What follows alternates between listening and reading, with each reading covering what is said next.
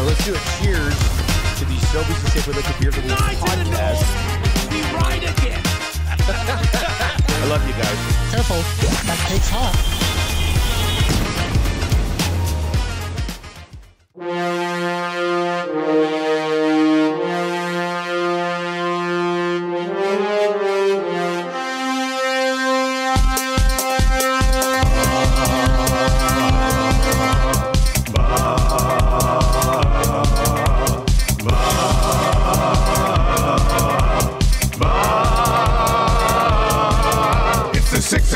Check-in, come on, let's go. It's the AM Nasty Big Hello. It's not static, AM radio. It's the Cool Bed Red Hot Nielson Show. Let's go.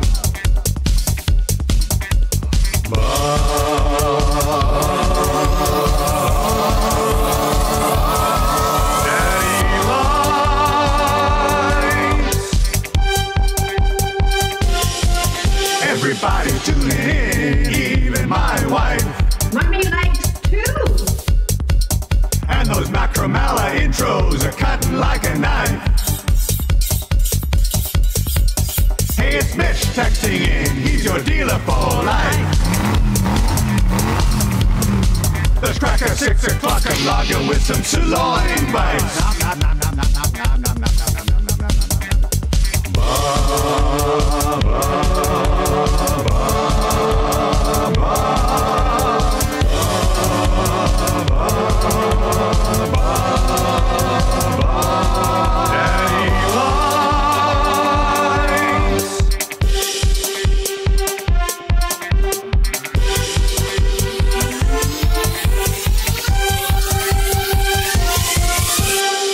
Step inside Rogers Place. Play La Bamba, baby. Play La Bamba, baby.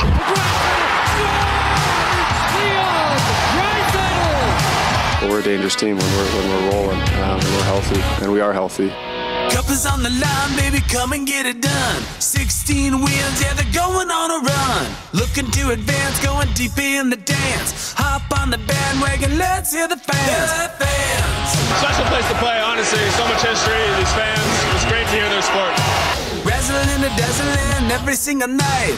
Clubs coming up, baby, gonna be a fight. 6 games, 5 games, how about a sweep? Ticket prices, yeah, they're gonna be steep, yeah! Yeah! Come on! It's the playoffs! Crank it up! It's the playoffs! Take the cup! Let's go win the Stanley! Ooh, gotta get the cup! Let's go win the Stanley! Come on, lift it up! Let's go win the Stanley! Waited long enough. It's time. No more wait for the oil. It's the fate, yeah. Hey! Hey! Hey! Listen. First gear, second gear, third gear, go. McDavid 97 needs a one-man show. Draisaitl, Iverson, gotta love the nude. Bruce Skinner and Picks need to be huge. Be huge. Be huge. They gotta squeeze a little, squeeze a little, squeeze a little more. Get the bottom 6 to find a way to score. One time, overtime, gotta find a way. Jam-packed moss pit going insane. Yeah! Yeah! Cheer a little more. It's the playoffs. Crank it up. It's the playoffs. Take the cup. Let's go win the Stanley. Ooh, gotta get the cup. Let's go win the Stanley. Come on, lift it up. Let's go win the Stanley. Waited long enough. Try, try, try. Try, try, try, try. Try, try, try,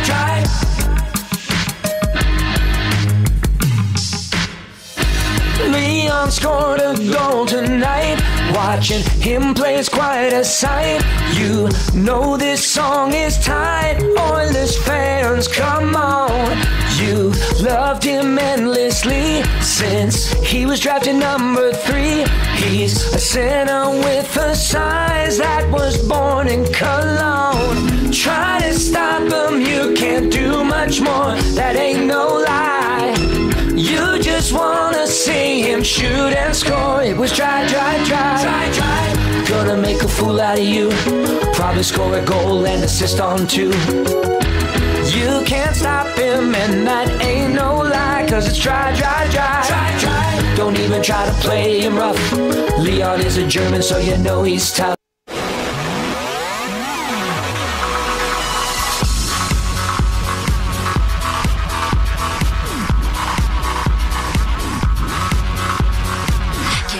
Mustache cause he's too young, but he's playing like a superstar. Start spreading the news! Oilers took him at number 93 on, and he's been great so far. No one was sure if he would make the team. Scott said his vision was the very best. Game-winning goals and 5-point nights. It sure looks like he passed the test. He's like 99 in a way. He rarely makes a mistake. He's on the right track, baby, or the Nuge can play. Just make your way to the net. Stick on the ice and you're set. The Nuge will find you, baby. He was born to play. Dry? Not. Everly, safe to say the Nuge can play. Baby, oh, the Nuge can play. Along with Dry? Not. Everly, safe to say the Nuge can play. On the right track, baby, oh, the Nuge can play.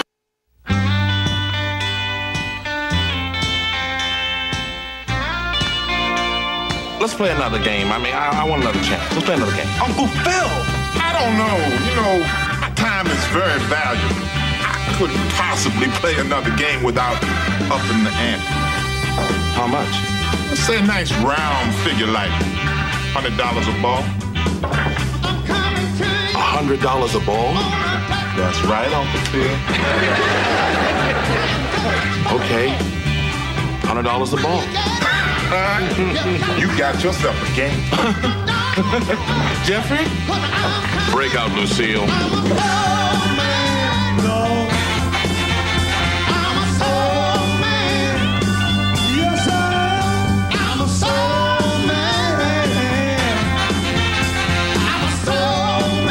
Yeah, baby.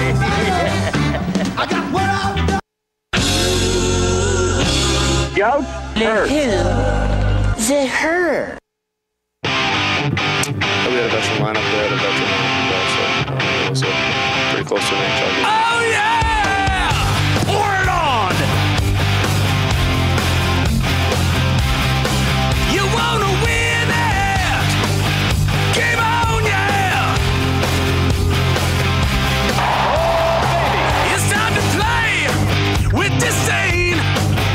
If you wanna lift the cup again, push and shove and rough up. You know Connor's gonna get the win.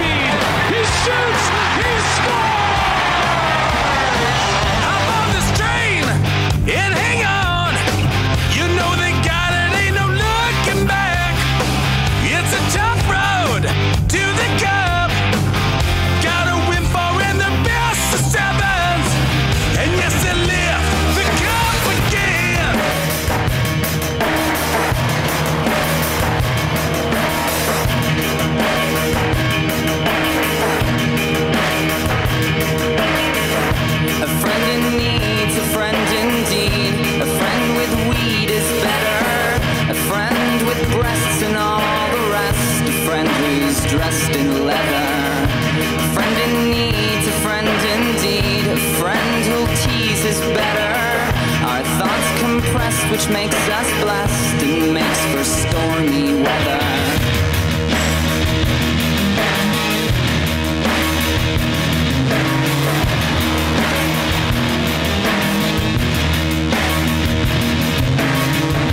A friend in need's a friend indeed. My Japanese is better. And when she's pressed, she will undress, and then she's boxing clever. A friend in need's a friend indeed. A friend who bleeds is better. My friend confessed she passed the test, and we will never sever. Days dawning, skins crawling. Days dawning, skins crawling.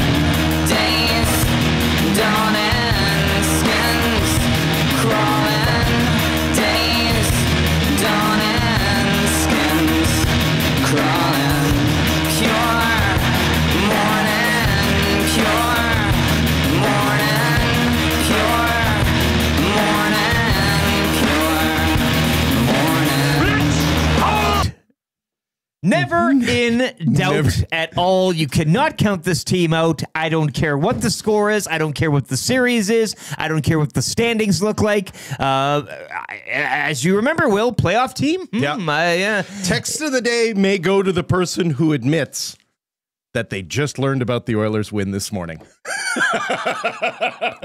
We know you're out there. We know you're out there. We know you're out there. We know you turned the TV off after the first. I know you don't peruse just went to bed. X.com anymore, but boy, some of the tweets after that. Yeah. Biz Nasty mentioned something they're in an anaconda hold. Yeah. Yeah. Lieutenant Eric, Wil Fraser in for Dustin Nielson, YouTube Trev. You saw him there briefly dancing.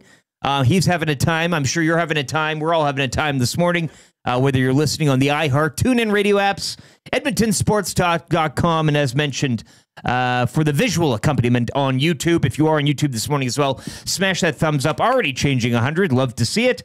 And subscribe to the channel if you haven't already. Changing 100.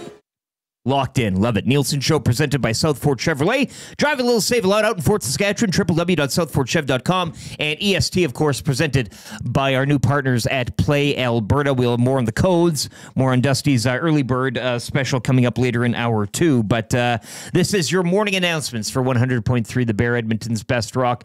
Yukon and McCord this morning had a great chat with them. I think McCord was tucked in, one of those people midway through the second. I think they got to wake up early over there. That's, Yeah. So I understand.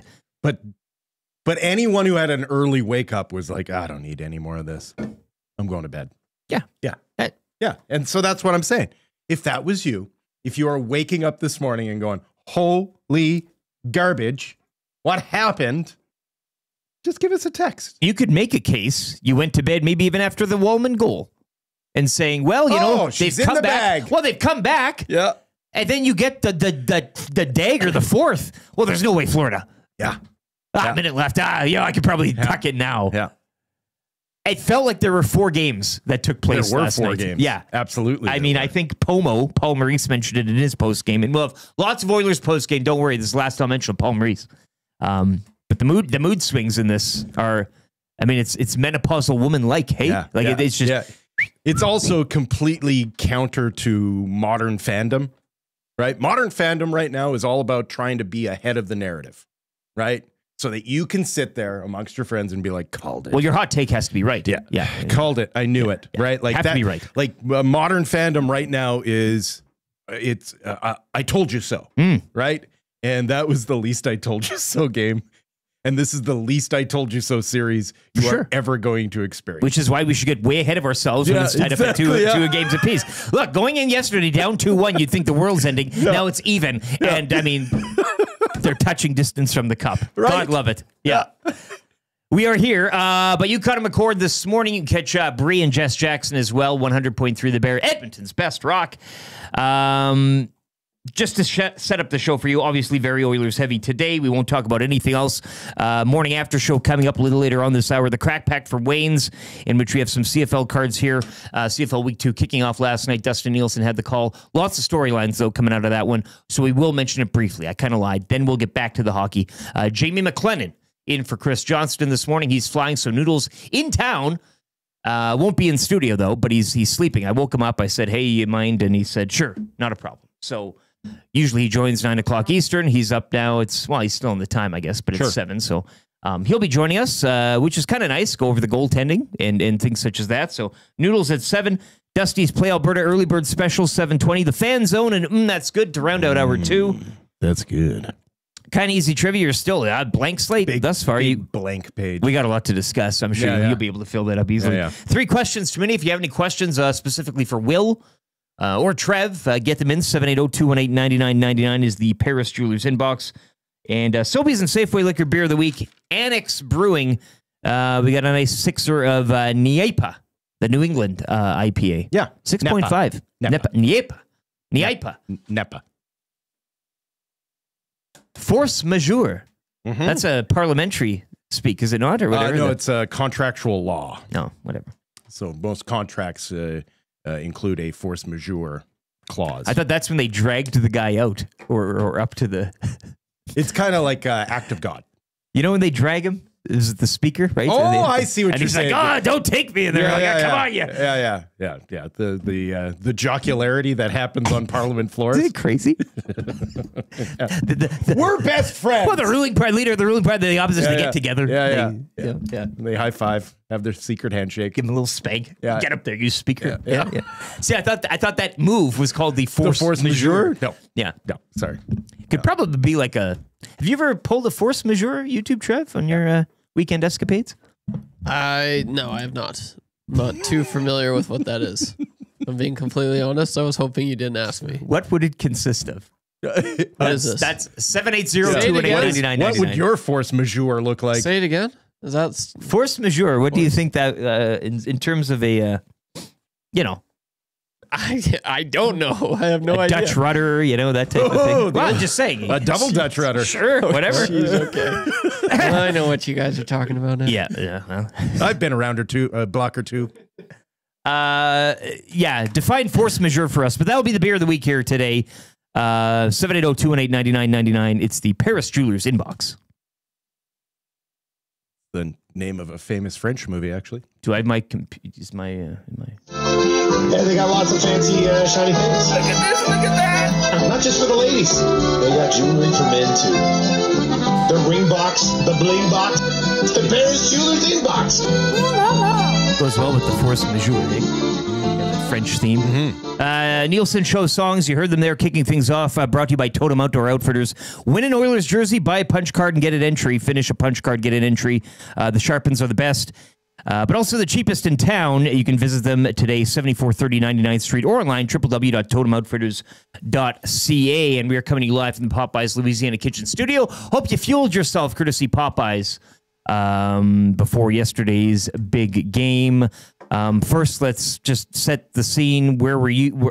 How did we all digest last night? I know Tommy was live at Hudson's for the GCL Diesel pre and post. I unfortunately didn't make it out last night, but I'm thinking in the back of my mind, going down 3-0 in the air, being let out of that place, but then coming back. And I'm sure the blue drink was flowing. They have blue drink now on tap. Okay. That's their drink. Delicious. But, where did you find yourself taking in the theatrics of last night? Well, about 10 minutes into the hockey game, I went and locked myself in a bathroom and screamed, "I'm not coming out until they win."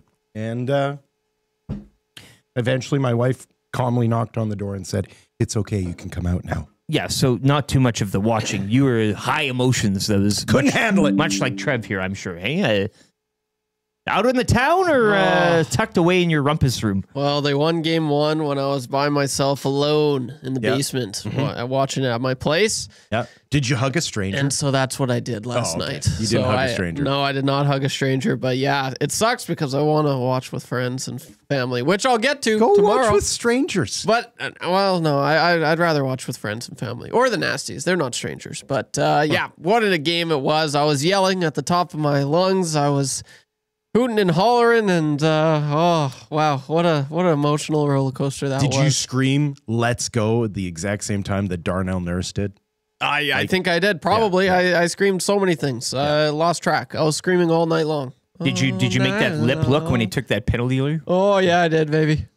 It was, well, the start was much of the same. Well, we've seen that show. Remember when you guys asked me? Was this a rerun? I had the PVR going from the keys to a victory yesterday. Well, we did. And I said, stay out of the box. You were right. And what did they do or didn't do, I guess, on the first? Just the same old. Yeah. So it kind of. I'm someone who very much believes that things tend to equal out, but I can only imagine what incredibly loyal Oiler fan was feeling. Was it the third goal where it was clearly a high stick across the visor on Stetcher? Hey. Yeah. That was tough. We can't complain about the officials. They won the game. They did win the game. It doesn't matter. It's all a moot point. EMG in the Nasty Chat. It'll be an interesting decision Saturday. That is tomorrow. The team played completely different in the second after getting embarrassed in the first and forcing the coach to do a big shakeup. That is obviously one of the big questions coming out of this game. And it's not to say that Stuart Skinner had a bad first period. No. We were talking before the show. There was 3 goaltenders in last night's hockey game, and Stuart Skinner was the best one. Sure. What a period by the Panthers. I mean, they were up. They came to play. They took it to them. If not for Stuart Skinner, it's a 6-0 hockey game. Sure. But this team does, for some strange reason, play better in front of Calvin Pickard. I've never seen this in a playoff before. Calvin Pickard is 7-0 in this year's playoffs. The Lundell breakaway as well, to which he thought maybe he had less time than he did. We've talked about moments, and especially with Stuart Skinner, that he'll have a good game, but it's a moment that you need him where he may not rise to the occasion. But Pickard does that, and he does more. And the unorthodox nature of him, I think you saw pregame when he, Skinner and Bob Robin that stare down. He comes over and just, hey, you want to go work out type of thing. He's got a calmness about him. He's got a demeanor about him. He's got an aura about him. Yeah. I don't know what you do. For Saturday. He's a knuckleball pitcher. But we've also said Skinner has these bounce backs in him too. Like when he does get the yank. So where do you want to go? 780-218-9999 or in the Nasty Chat. Pickard, Skinner, what say you? But as you said prior to last night's game, I don't know if there is a wrong answer at this point. No, the answer to most of these questions when it comes to the lineup is in Knobloch we trust. Yes. Right? The guy making the stew seems to just keep adding and deleting the right ingredients at the right time. So dress 5 defensemen for game 5. Isn't that crazy? Well, we're sitting around going, should they go with 7 defensemen? And Knobloch goes, how about this? How about this? How about 5? The Troy Stetcher experience. Is that what we're going to call it? Maybe what happened? Ooh, what happened? How does he only play 4 minutes? The stats lines from there are some wild stat lines that stick out. We talked about Calvin Pickard is 7-0 in this year's playoffs. We talk about Troy Stetcher coming in. He plays 4 minutes and 16 seconds in an overtime game. Yeah. And then how about this? Might be the most efficient stats line you are ever going to see.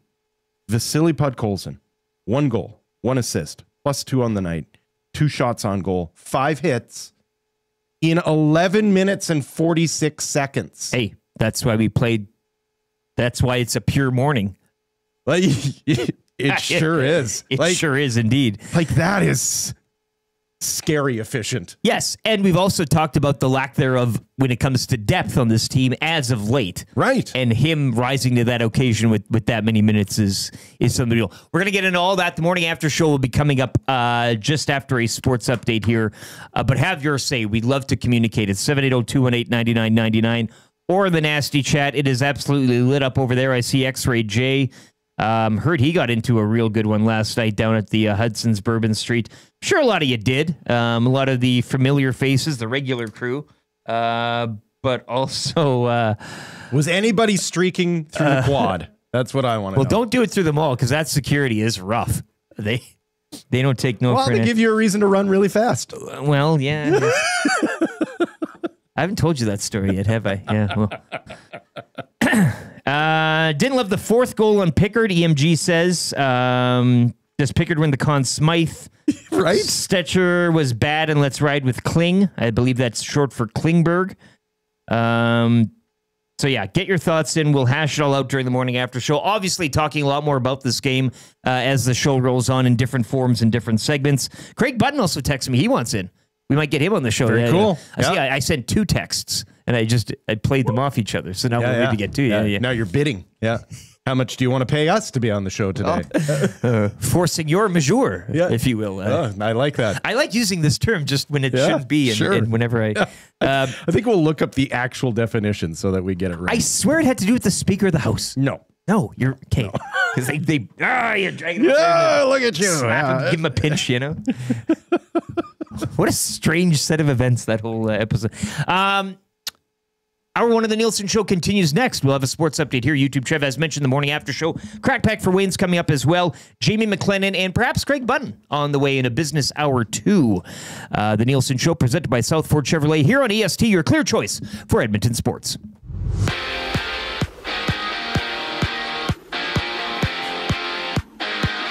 He's your opening round.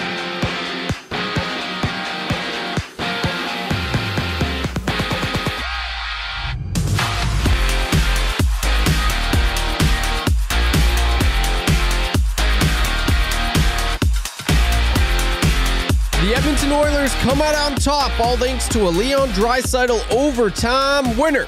Game 5 for this one goes Saturday right here in Edmonton at 6 o'clock. Game 4 of the NBA Finals gets underway tonight as the Pacers welcome in the Thunder for Game 4. Pacers are currently up 2-1. Tip-off for this one going at 6:30. And the Edmonton Stingers get their 3-game road trip started later today when they hit the court in Niagara to take on the River Lions at 5 o'clock. Over to the CFL, the Winnipeg Blue Bombers get a win in their first game of the season. 34-20 is the score. Blue Bombers quarterback Chris Strevler completed 15 of 24 passes, good enough for 246 yards. On the other side, Lions QB Nathan Rourke left the game midway through the fourth quarter after injuring his oblique. Tonight in the CFL, the 1-0 Montreal Alouettes take on the 0-1 Ottawa Red Blacks in the nation's capital. Kickoff for this one going at 5:30. And the Edmonton Elks are off for the week with a bye. In baseball, the Blue Jays head to Philadelphia to take on the Phillies for their 3-game series. First pitch is at 4:45. And in the West Coast League, the Edmonton Riverhawks capped off their 3-gamer against the Kelowna Falcons yesterday with a 7-0 win. The Riverhawks hit the mound later today to take on the Kamloops Northpaws at 6:35. And the Energy City Cactus Rats fall to 6-6 on the season after an 8-1 loss to the Sylvan Lake Gulls. The Rats and Gulls are back at it later today. First pitch at 7:05. And round 2 of the U.S. Open is underway. JJ Spawn atop of the leaderboard, while Canadian Corey Connors, he is 1 under through 2. I'm YouTube Trev. Can I get a win, ya?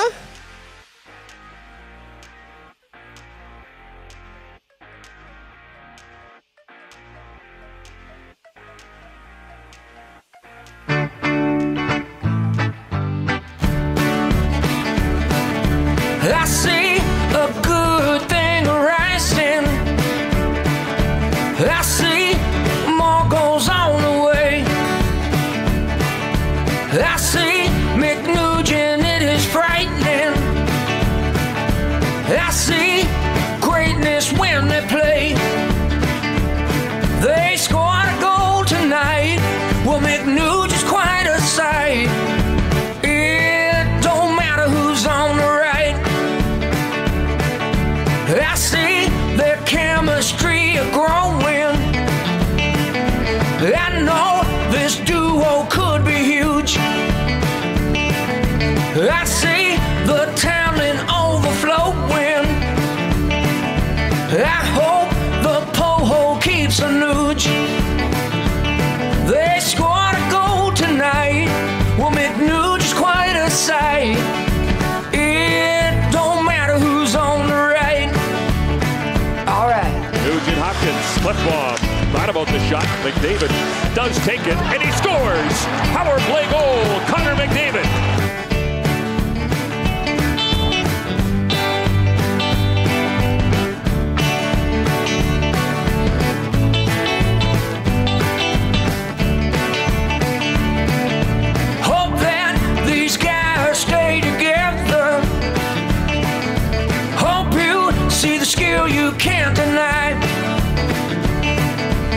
looks like coaching their meals a pleasure. Aikens would have seen it in their eyes. They scored a goal tonight, will make news quite a sight. It don't matter who's on the right.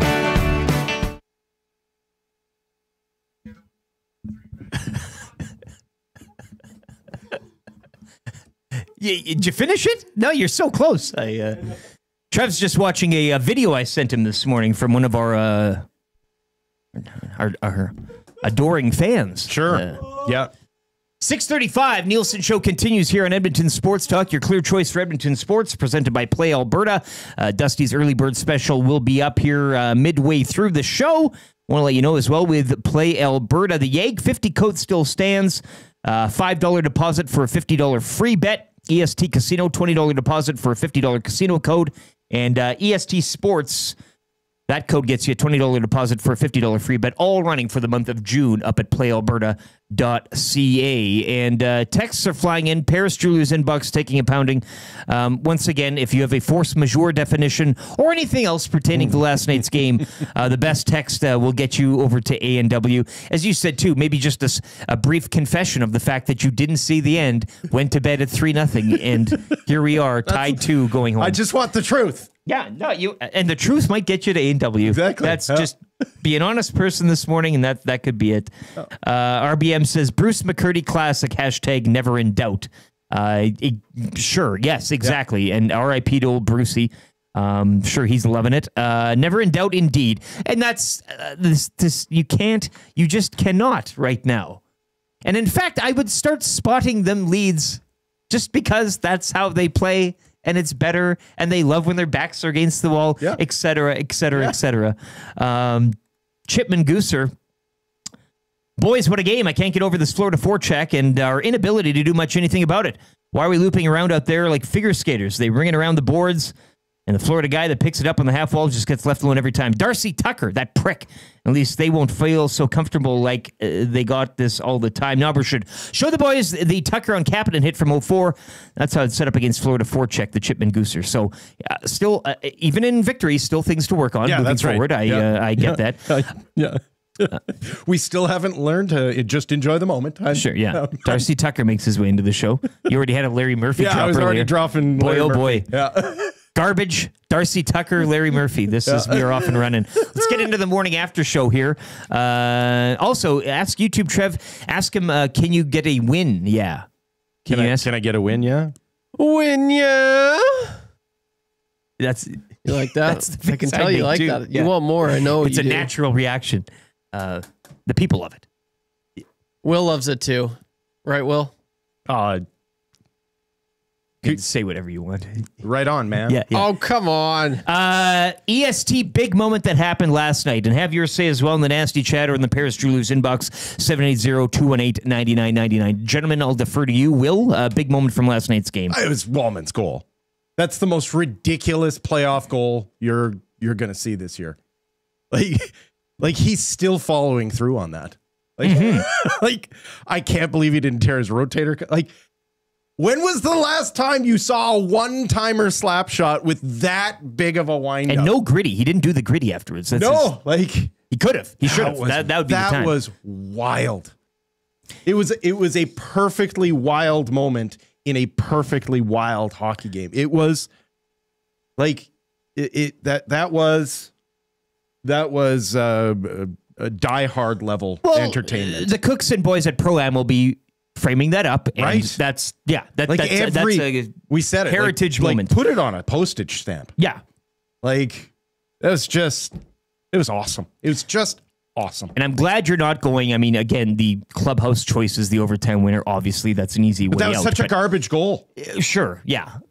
Big moment for the result. Garbage goals count. You're happy for them, but that was a garbage goal. Trev, where are you going last night? I know your boy Jake Wallman. You can have the same answer. I mean, that's perfectly fine as well. What a snipe. That was awesome. I loved it. I felt so good after that one. But I'll probably resort to any one of the saves that Calvin Pickard made in the OT. Like we saw, especially that one on Bennett. Florida found it again. Yeah, they did, and it was in game 1 there. The Florida Panthers, they came out strong in OT. The Oilers were able to, weather the storm, and they got the job done there. And it was kind of the result we saw yesterday as well. The Florida Panthers, they wanted that one, and you could see it. They wanted it a little bit more maybe than the Oilers right off the jump there in OT. And Pickard, he made some big saves. I love Stuart Skinner. At times, he's got some really good numbers, but I think when it comes to big saves, Calvin Pickard I think he can make more. He has more, I will say, in my opinion. But I thought that's what we saw last night. Plenty of big saves in that OT, which ultimately led to the Leon Draisaitl goal. But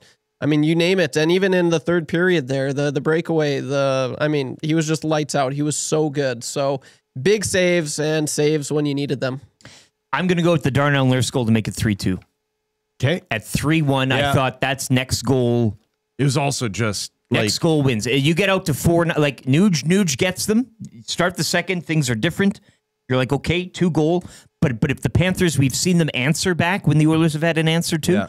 And I just thought in that moment, and Nurse, the night he was having, up until that point, he was an emotional release. He was the embodiment of that hockey game. Yeah. Like Nurse's personal game that night completely mirrored the hockey game itself. Like highs and lows, man. Yeah. And I think to make it 3-2, then you knew that they were going to tie it up eventually. Yeah. It was also peak Nurse, right? Like there's not a lot of defensemen that can move laterally with that size than Darnell Nurse. It's why Darnell Nurse is a bit of an enigma, right? There are people out there that love to hate him. There are also a lot of hockey guys that are like, there's not a lot of guys that combine 6'5", 220 and can move like that. Well, which is why listener Rip City Step, as always, and he's banged the drum since day one, Darnell Nurse to the forward group. Yeah. It's these guys, but they're just not pure morning, pure defensemen. In a sense where you want them to be, and they do other things as well. Sometimes you take the good with the bad in that, and we saw a little bit of both last night from Nurse. But I'll go with the 3-2 goal. Got them back in it, and I mean, I'm glad we all went around the horn here and chose something different than the obviously overtime winner. But yeah, you're right, it wasn't exactly the and a lot of high on old Bob there. So reading the scout, of course, I think our first guest of the Jamie McLennan at 7:05. That's what he was talking as well on Bobrovsky. He's still down on the ice. Super stat of the night. I know you're rifling off a few there from last night, but is there anything in particular that really takes the cake?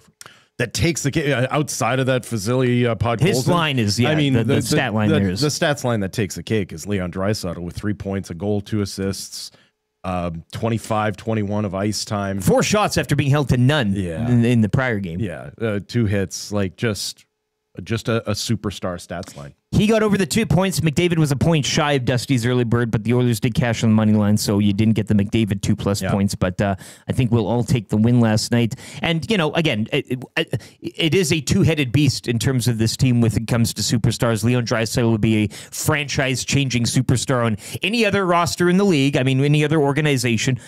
He is now partnered next to McDavid. No heart for him. Yeah. He took that personally. No, like if Leon Draisaitl plays for the Montreal Canadiens, for example, there is.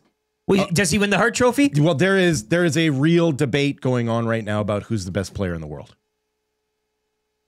Sure. Yeah. Right. Well, people will be watching more of the games because it's on Eastern time. Yeah, it's true. Well, but honestly, more people would see him. He'd be playing for another iconic franchise. Yes. There would be mystique and all of that. So, I mean, it's an embarrassment of riches. And I know some people have talked about McDavid not showing up, I guess, in these finals. And when you set a bar as high as he's set, I can understand that to the neutral observer that checks in every once in a while saying, I heard this guy's a superstar. Was he?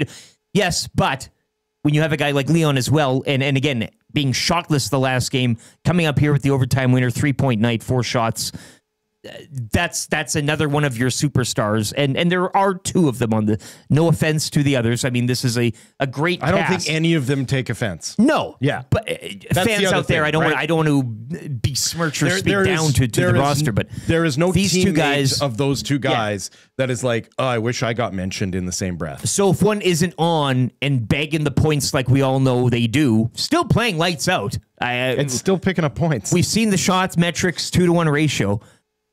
But if Connor's not doing it, you'll take Draisaitl doing it, I think, hey?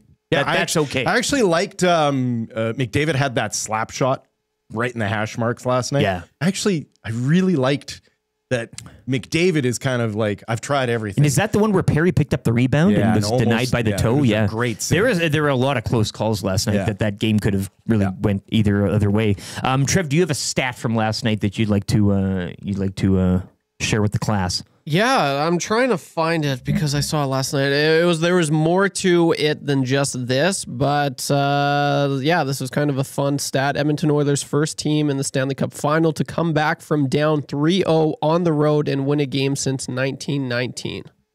So I don't know. There was more to that. I'm pretty sure the teams that did it with a pop star in attendance. Yeah, you can add to that. I think it was 0-37, and now it's 1-37, I believe. Here's another individual stats line that sticks out from last night and is not helped by the fact that the puck went in off of his leg. But Nico Mikkola, -3, no points in 23 minutes on the night, and his sliding play led to the game-winning goal. That was a tough night for that defenseman. He got victimized, especially at the end of the game. 3 stars of the evening last night as well, and we'll get to the crack pack here in a minute. 3 stars, Leon Draisaitl 1, Sam Reinhart 2, Matt Tkachuk 3. Who would be your 4th star of last night's hockey game? Pickard. Yeah, that's safe. Right. I mean, we didn't talk about the stats, but we always like to chant out the save percentage. In a tough situation. 957, 957, 957, 957, 957. Sorry. Changing 200. Perfect. Noodles, though. Or, pardon me, Pickard. That's the one, Trev, would you agree? Yeah, sorry. Say the stars again for me. Draisaitl. Okay. Reinhart. Tkachuk. I'd probably go with Nurse. Oh, that's not bad. Just despite the first period blunder there, that goal was awesome. But then, it did a lot more for him than what we know, and he was able to chip in just for confidence levels, right? Yes, he scored the goal, but then I don't know if that wouldn't have went in. I don't think he would have the confidence to skate up and put it in front there for the Podkolzin, right? There's a lot of what ifs would the rest of the game be? Yeah, there's a lot of what ifs, but it did a lot for his confidence. And he said post game last night, after following game 3, I need to be better. I feel like I can do a lot more. And he's not shying away from, certain plays. So it's a little bit of more confidence we're seeing from Darnell Nurse right now. You could also throw Jake Wallman in there too. I mean, 7 block shots, 4 hits. Well, when you're also playing 5 on the blue line with an Ekholm who isn't at 100%, let's just be honest, right? So it's 4.5 defensemen. And also some of the 4, like Evander Kane was plastered to the bench at one point for doing what he was, not doing what he was doing. You had Kapanen, single-digit minutes ice time. You had Podkolzins there just over 10, although fruitful and productive. Yeah, the most productive 11 minutes. It was kind of a funny, it was a very top-heavy performance. Yeah. Well, that does it for the morning after show. Again, way more on this game as the morning continues here on the Nielson Show. But right now, it's the crack pack for Wayne's Sports Cards, West End, in the same nook as the Italian Center, Firehouse Subs, Mr. Great Barber, parking. where Dusty gets his haircut. Great parking. Boston Pizza Westgate. I still I get PTSD from Mondays or Tuesday morning, shall I say, if you get it. I get it. Here's a CFL. It can be a little difficult. Well, sure. Rocket Ishmael, special autographed card offer in these packs. Here, Trev, you can open one. And remember, any green and whites, they're coming to me. So go see Wayne today. He's got a lot of sports cards. He's got a lot of pop culture cards, Legos, the whole bit, the Funko Pops, whatever they're called. Oh, I got a checklist. Oh, looks like a CFL Hall of Fame induction. Roger Aldag, love it. John Gregory, love it. Eddie Lowe, love it. Michael Gray. David Beckman, not to be confused with David Beckham. Danny Bass. Kenton Leonard. Tyrone Jones from the Winnipeg Blue Bombers, who improved to or started the season with a win last night at home to the BC Lions. One of the greatest turncoats ever. Tom Burgess. Just to break your heart. I loved him. I know you did. I really did. I bet you did. I rated him. Yeah. Tommy Burgess. Oh, Wally Buono. Now that's a keeper in his prime. Yeah. Trev, what do you got? Any hits? Ray Elgard. Ray Elgard. Yes. He's listed in the Las Vegas. Old Stickum himself. You can find him in the Las Vegas phone book. Come on. He's listed. Yeah. Phone book? Yeah. The Ray Elgard? The Ray Elgard. You can't get the phone off his hand call every him time today. he answers it. Well, not to be confused with Darnesh. He's his dish mitts. Yeah. The guy from Stick 'em on their hand. The Madden, right there. Oh, Kent Austin? Yes. Those are yours, LT? Chris Schultz? Yeah, not bad. Chris Schultz, R.I.P. Ray Elgard used to spray the glue on his hands, so he got in trouble for that. And then his brother was a glass cutter or something like that. And so they all had the gloves. He started wearing glass cutter gloves and like duct taping them around Narcisse doubled his hands in size, and now it was a little floppy. But I mean, you could catch anything. Catch a force majeure. A force majeure. Sure, yes. Prevent one, yeah. 780-218-9999 is the Paris Jewelers inbox. Once again, $20 to A&W on the line today. Atifs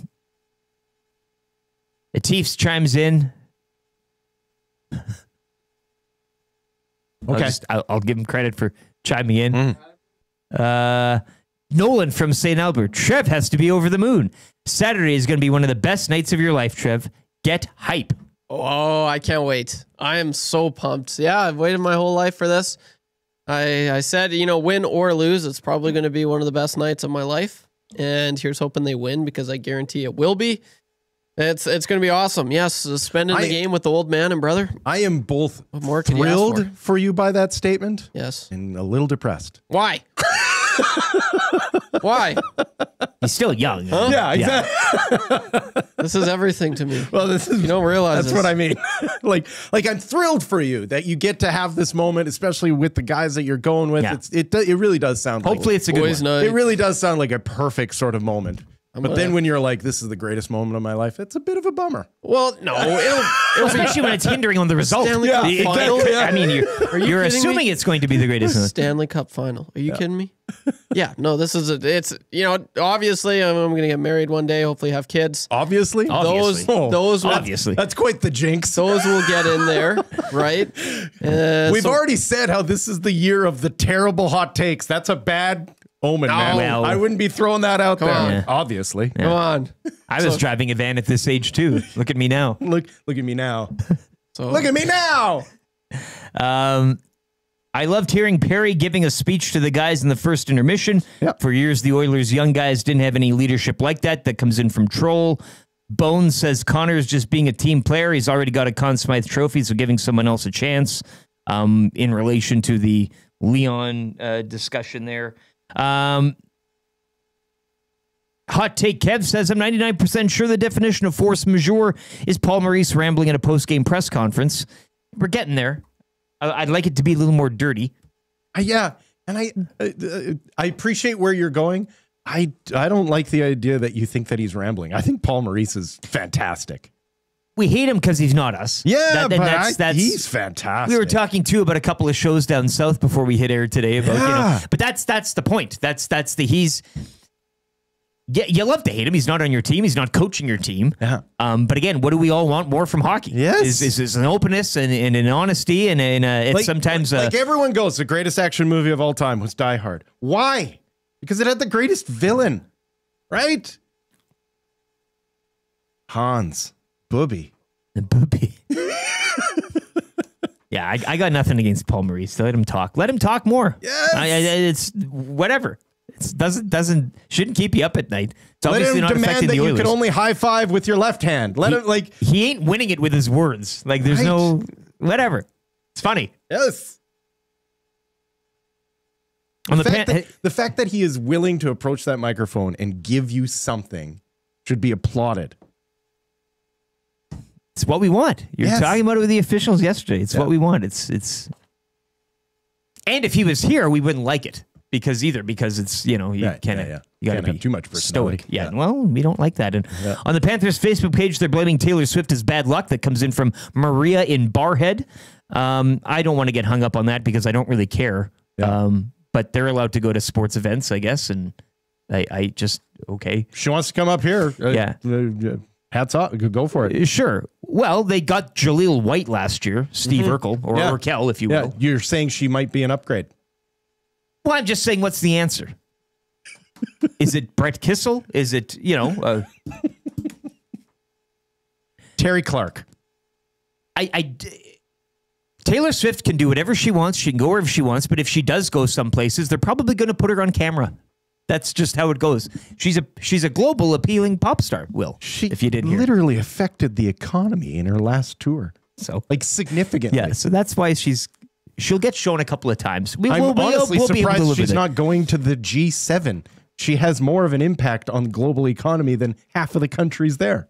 Stan, the Jets fan, chimes in. I went to bed. I posted some pics of Connor Hellebuck with the Hart and Vezina. I'm pleasantly surprised. Yeah. And of course, yes, congratulations to Connor Hellebuck on collecting his trophies yesterday. The right call. As he is, on a beach somewhere, but Hart and Vezina. I know. Well, listen, I know Oiler fan wants to see Leon Draisaitl, but the Oilers. We want it all. The Oilers season didn't. The effect Draisaitl's season had on the team was not anywhere close to what Hellebuck's It's value. had It's on value. Their season. It's value. Yeah, you take him out of the equation. It's a regular season award. Yes. And the Winnipeg Jets were the best team this regular season. Sure. But you take Hellebuck out of that equation, and are they where they're at without him? And I think, it's not MOP, it's MVP. And I mean, whatever. Let them have. We've done the personal awards already. You're eyeing for the big prize now. Whatever. It's not like you're sitting there going, one day he'll win that award. He's won it. Exactly. He's won it. They don't. It's in the rearview mirror. Yeah. Hampton Steve says, confession. I know it's not Tuesday, but we'll break for it. I bought a ticket to Game 5 a few minutes before face-off last night and was strongly regretting how much I paid after the first period. Now I'm so excited and jacked up that I would have paid double what I did to be at the game Saturday. And, of course, if you are looking for tickets, fansfirst.ca is where you can go. You might be able to scrap yourself a deal, save a couple of credits, and parlay that to a beer at the game. This text, ham and bun. That's a good handle. Pickard Stell is like a shorter, chubbier, slightly crappier version of Mike Smith, and he doesn't handle the puck well. What a goalie! He is. He's a bit of he's a bit of a basket case. This is a Moog and Fuhr type of scenario that we found ourselves in here. Exactly what it is. Yeah. 780-218-9999 or in the nasty chat. That's lit up this morning as well. Wheels as well is in the nasty chat. I'm Paul Maurice. Okay, so my team really, really blew it in the third period. They played undisciplined. It just goes back to the handshake line against the Winnipeg Jets there. I don't know what any of that means. He does voice to text, eh? Yeah. Did you pick that up? Yeah. Trev, you finished watching that video? Yeah. Thanks, Atif, for sending me that. And thanks for continuing to use my personal line. He was a force majeure. Yeah. VR Montenegro says, get Jan Arden, that podcast hack. Yes, there you go. Yeah. Well, we the Achy Breaky podcast, may it rest in peace. Yeah. I think we surpassed her this summer we were off. We just took off. Yeah. She had nothing on us. Yeah. Who does she think she is? Exactly. Jamie McLennan coming up next, hour 2 of the Nielson Show. Great, good hour. We'll be, again, discussing a lot more of the game as the show rolls on. Jamie McLennan will be our lone guest of the day, and he joins us coming up next for Pro-Am Sports. It is Wil Fraser and for Dustin Nielson, who will continue to call some CFL games over the weekend. I do believe it's the Hammer, Hamilton, Saskatchewan tomorrow. Off to Saskatchewan or Hamilton? Hamilton. It'll be a Saturday doubleheader tomorrow. Calgary will visit Toronto at 2. And then at 5 o'clock, it'll be the Hamilton Tiger Cats 0-1 hosting the 1-0 Saskatchewan Roughriders. Friday Night Football tonight on TSN, Montreal Alouettes and Ottawa Redblacks from the nation's capital. But Wil Fraser in, Dustin Nielson will be back Monday. YouTube Trev here as well. He'll have a sports update right now. This is the Nielsen Show, coming live from the Popeyes Louisiana Kitchen Studio here on your clear choice for Edmonton Sports, edmontonsportstalk.com, presented by Play Alberta.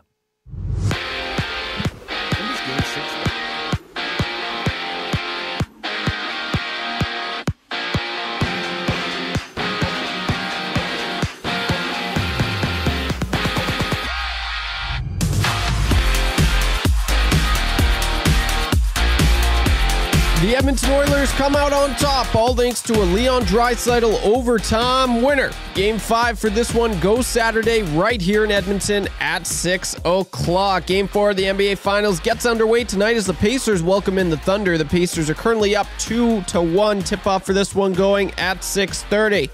And the Edmonton Stingers get their 3-game road trip started later today when they hit the court in Niagara to take on the River Lions at 5 o'clock.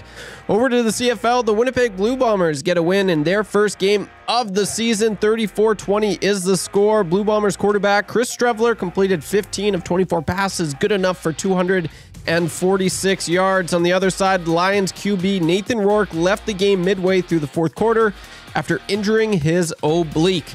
Tonight in the CFL, the 1-0 Montreal Alouettes take on the 0-1 Ottawa Redblacks in the nation's capital. Kickoff for this one going at 5:30. And the Edmonton Elks off for the week with a bye. In baseball, the Blue Jays head to Philadelphia to take on the Phillies for their 3-game series. First pitch at 4:45. And in the West Coast League, the Edmonton Riverhawks capped off their 3-gamer against the Kelowna Falcons yesterday with a 7-0 win. The Riverhawks hit the mound later today to take on the Kamloops Northpaws at 6:35. And the Energy City Cactus Rats fall to 6-6 on the season after an 8-1 loss to the Sylvan Lake Gulls. The Rats and Gulls are back at it later today with first pitch at 7:05. And round 2 of the U.S. Open is underway where J.J. Spawn, atop of the leaderboard, he is even on the day, while Corey Connors is tied for 17th. He is 1 under through round 2.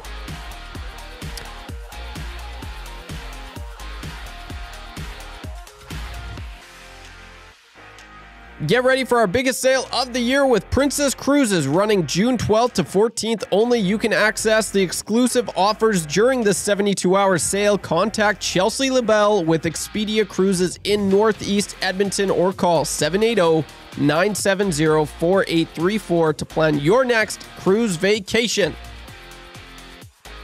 I'm YouTube Trev. You're up to date.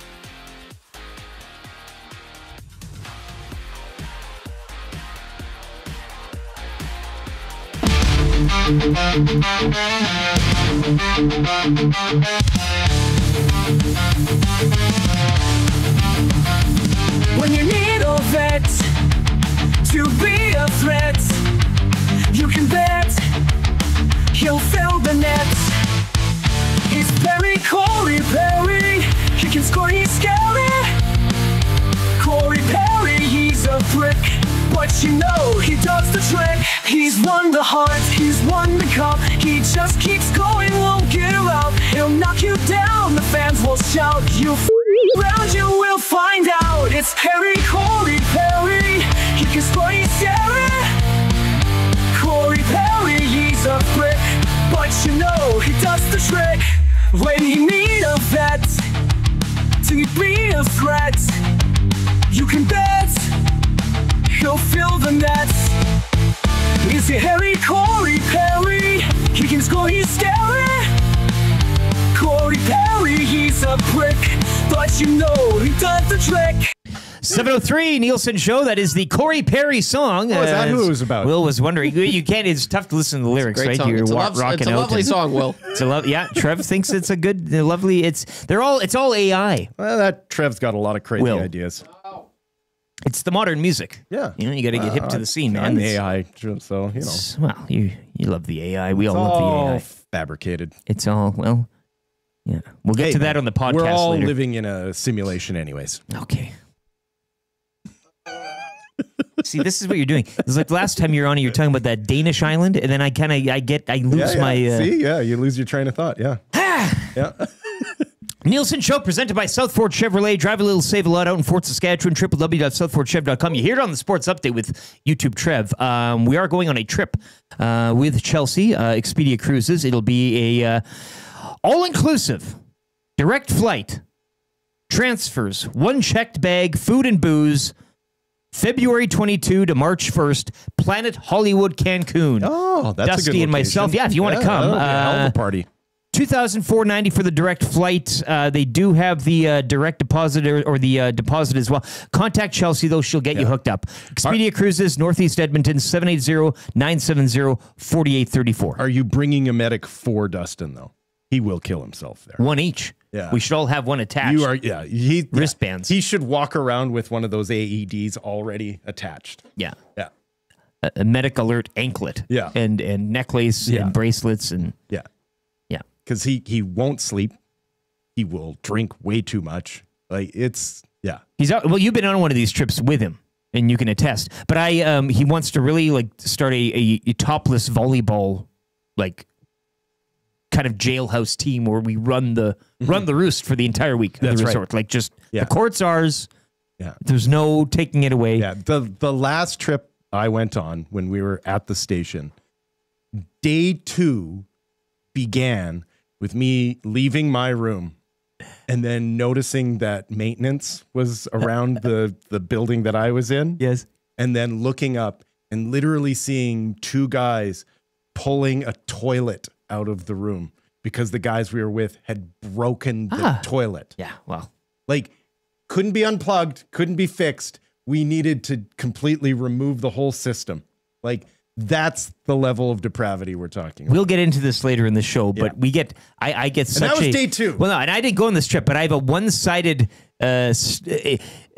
Dusty's like, yeah, Will came, he drank a beer on the bus, got sick, and then I didn't see him again for the week. Yeah. You went off, you did pottery courses, you did the whole. You went touring, but there's no So I'd like to get your side of the story by the time the show's over today. It's interesting. Dustin didn't see me the rest of the week. I saw him plenty. Fraser just left. Yeah, no, I saw him lots. Okay, well, See, now we're kind of connecting things. Now it all makes sense. Noodles is in the bullpen. We appreciate his time this morning, and we won't waste any more of it. Jamie McLennan joins us now. Pinch hitting this morning for Pro-Am Sports, your locally owned sports memorabilia and apparel specialists. Stanley Cup Final jersey patches, they look nice, and pucks, along with the Western Conference champs pucks. They're in stock now. You can order today in-store or online, corner of St. Albert Trail, 128th Ave, or on the World Wide Web, proamsports.ca. First off, Noodles, thank you so much for answering the call, the bell. I put out the McLennan light, and you're in town as well. You said you were coming here. I didn't think you'd be here as early, but what are you doing? Where are you at? And what are you getting up to? I'm just at the hotel and just trying to get my bearings. But at the end of the day, you know what? I don't know if anybody slept last night. Yeah. I mean, seriously, what was going on there? I feel like our pets' heads were falling off. It was that crazy. My favorite thing is to track Oilers' Twitter. I mean, any fan base's Twitter to see how balanced it'll be. Were there people deleting their tweets last night? Were there, would you, I'm done with this team. This guy stinks. This guy, this and that. And they're done in 5. And I had people texting me as far as travel going, okay, if Florida wins in 5, do you want to change your flight from here? And it's and all of a sudden it's 2-2. I don't know. The wild swings of, fan base, media, all that type of stuff. I can't imagine. Chris Knobloch looked like, I don't know if you saw his media last night. I was laughing because he's like, I'm tired. I mean, I can't imagine the hamster wheel that he was going through last night. And, a couple adjustments by him and the team got going. This was a season that began with the hot take, the Nashville Predators have won the offseason. And so the fact that hot takes continue to die a mass death should be no surprise, right? It's been the worst season for hot takes. Honest to God, you're so right, because I had a personal bet with a guy in Calgary, my good friend Rhett Warner, that Nashville was going to make the playoffs. Yeah. And we bet cheese toast on it from Caesar's Steakhouse down there. So I owe him a couple baskets of it because I was dead. I was like, Nashville, you're right. Won the offseason. This team they're better on paper than they were the year before. And then it's nonsense. So is it fitting? I mean, it's fitting. I just, my worry is that Edmonton continues to play with fire. And, at some point there's an explosion, but they got it done, and we'll see if anybody's got any energy after a long day of travel today and to play tomorrow night. I feel like as a current analyst and former player, there's a real sort of push and pull going on just personally for you in the fact that you make your living by making predictions and having analysis, but you used to make your living probably always just wanting to say, shut up and just watch the game and enjoy it. Right. And this is one of those moments where I think we're all just starting to shut up and just enjoy the moment because you can't make predictions anymore. You can't. And it's funny you say that because when I'm in the building, if I happen to, it's rare that I go as a fan. I'm usually sitting up in media row or whatever, but I've gone last year. I think it was game 6 against Dallas where, Stu Skinner stole that game. The shots were like 38-12 or something ridiculous. And they finished the series. I sat with my buddy in the stands having a couple beers. I had a tough time doing it because there's so much narrative, people talking behind you, people talking in front. They're calling the plays. You got to do this. Oh, Boosh, what are you doing here? So I've rarely experienced that. In many years, I was either on the bench watching it as a player or living it in the studio type of thing. So you're right.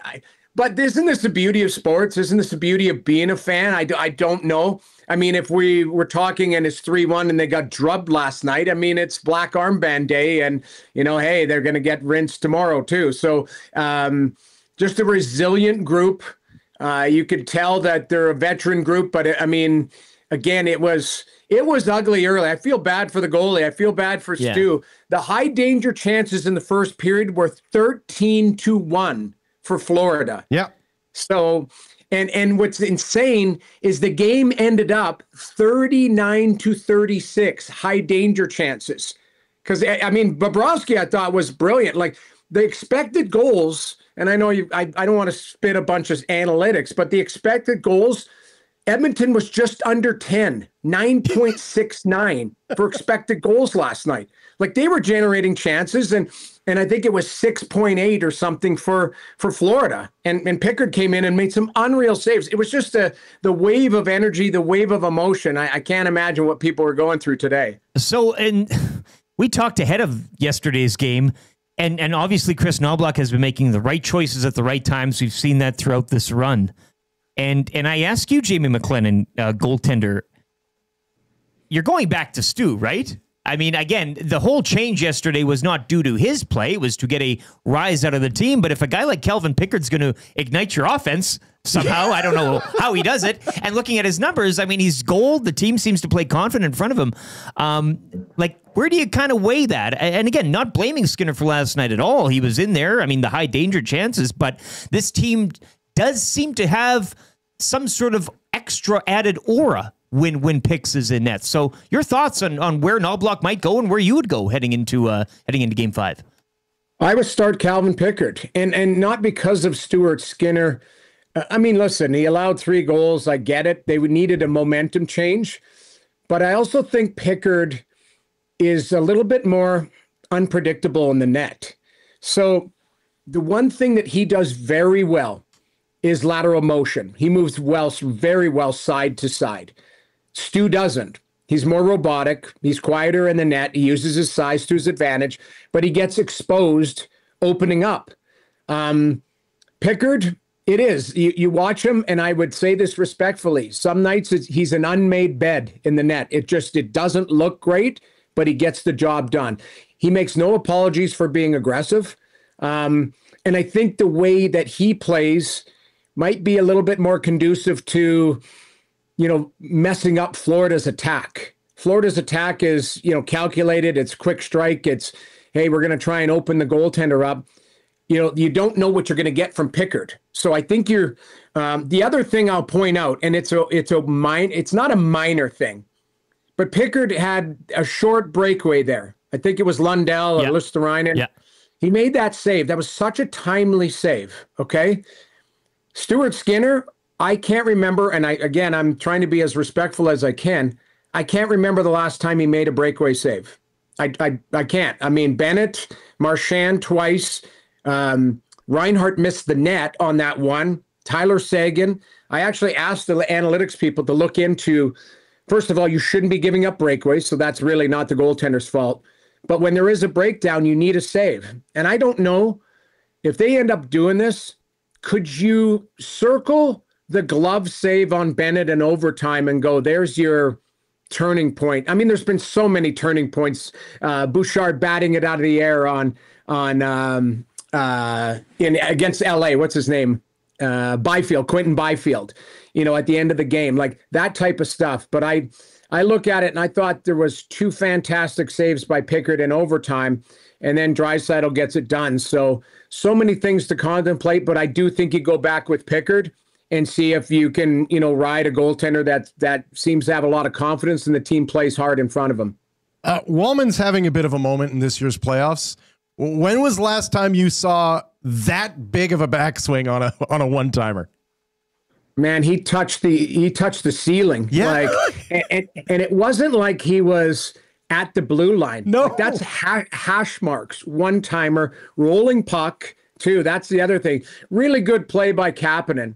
Because I thought to myself, Kapanen's in a prime shooting opportunity, but he realizes there's a lot of bodies, so he kicks it wide and Wallman skates into it. That's communication on the ice as well. So he kicks it wide, great. I mean, he has a clapper and he can shoot the puck.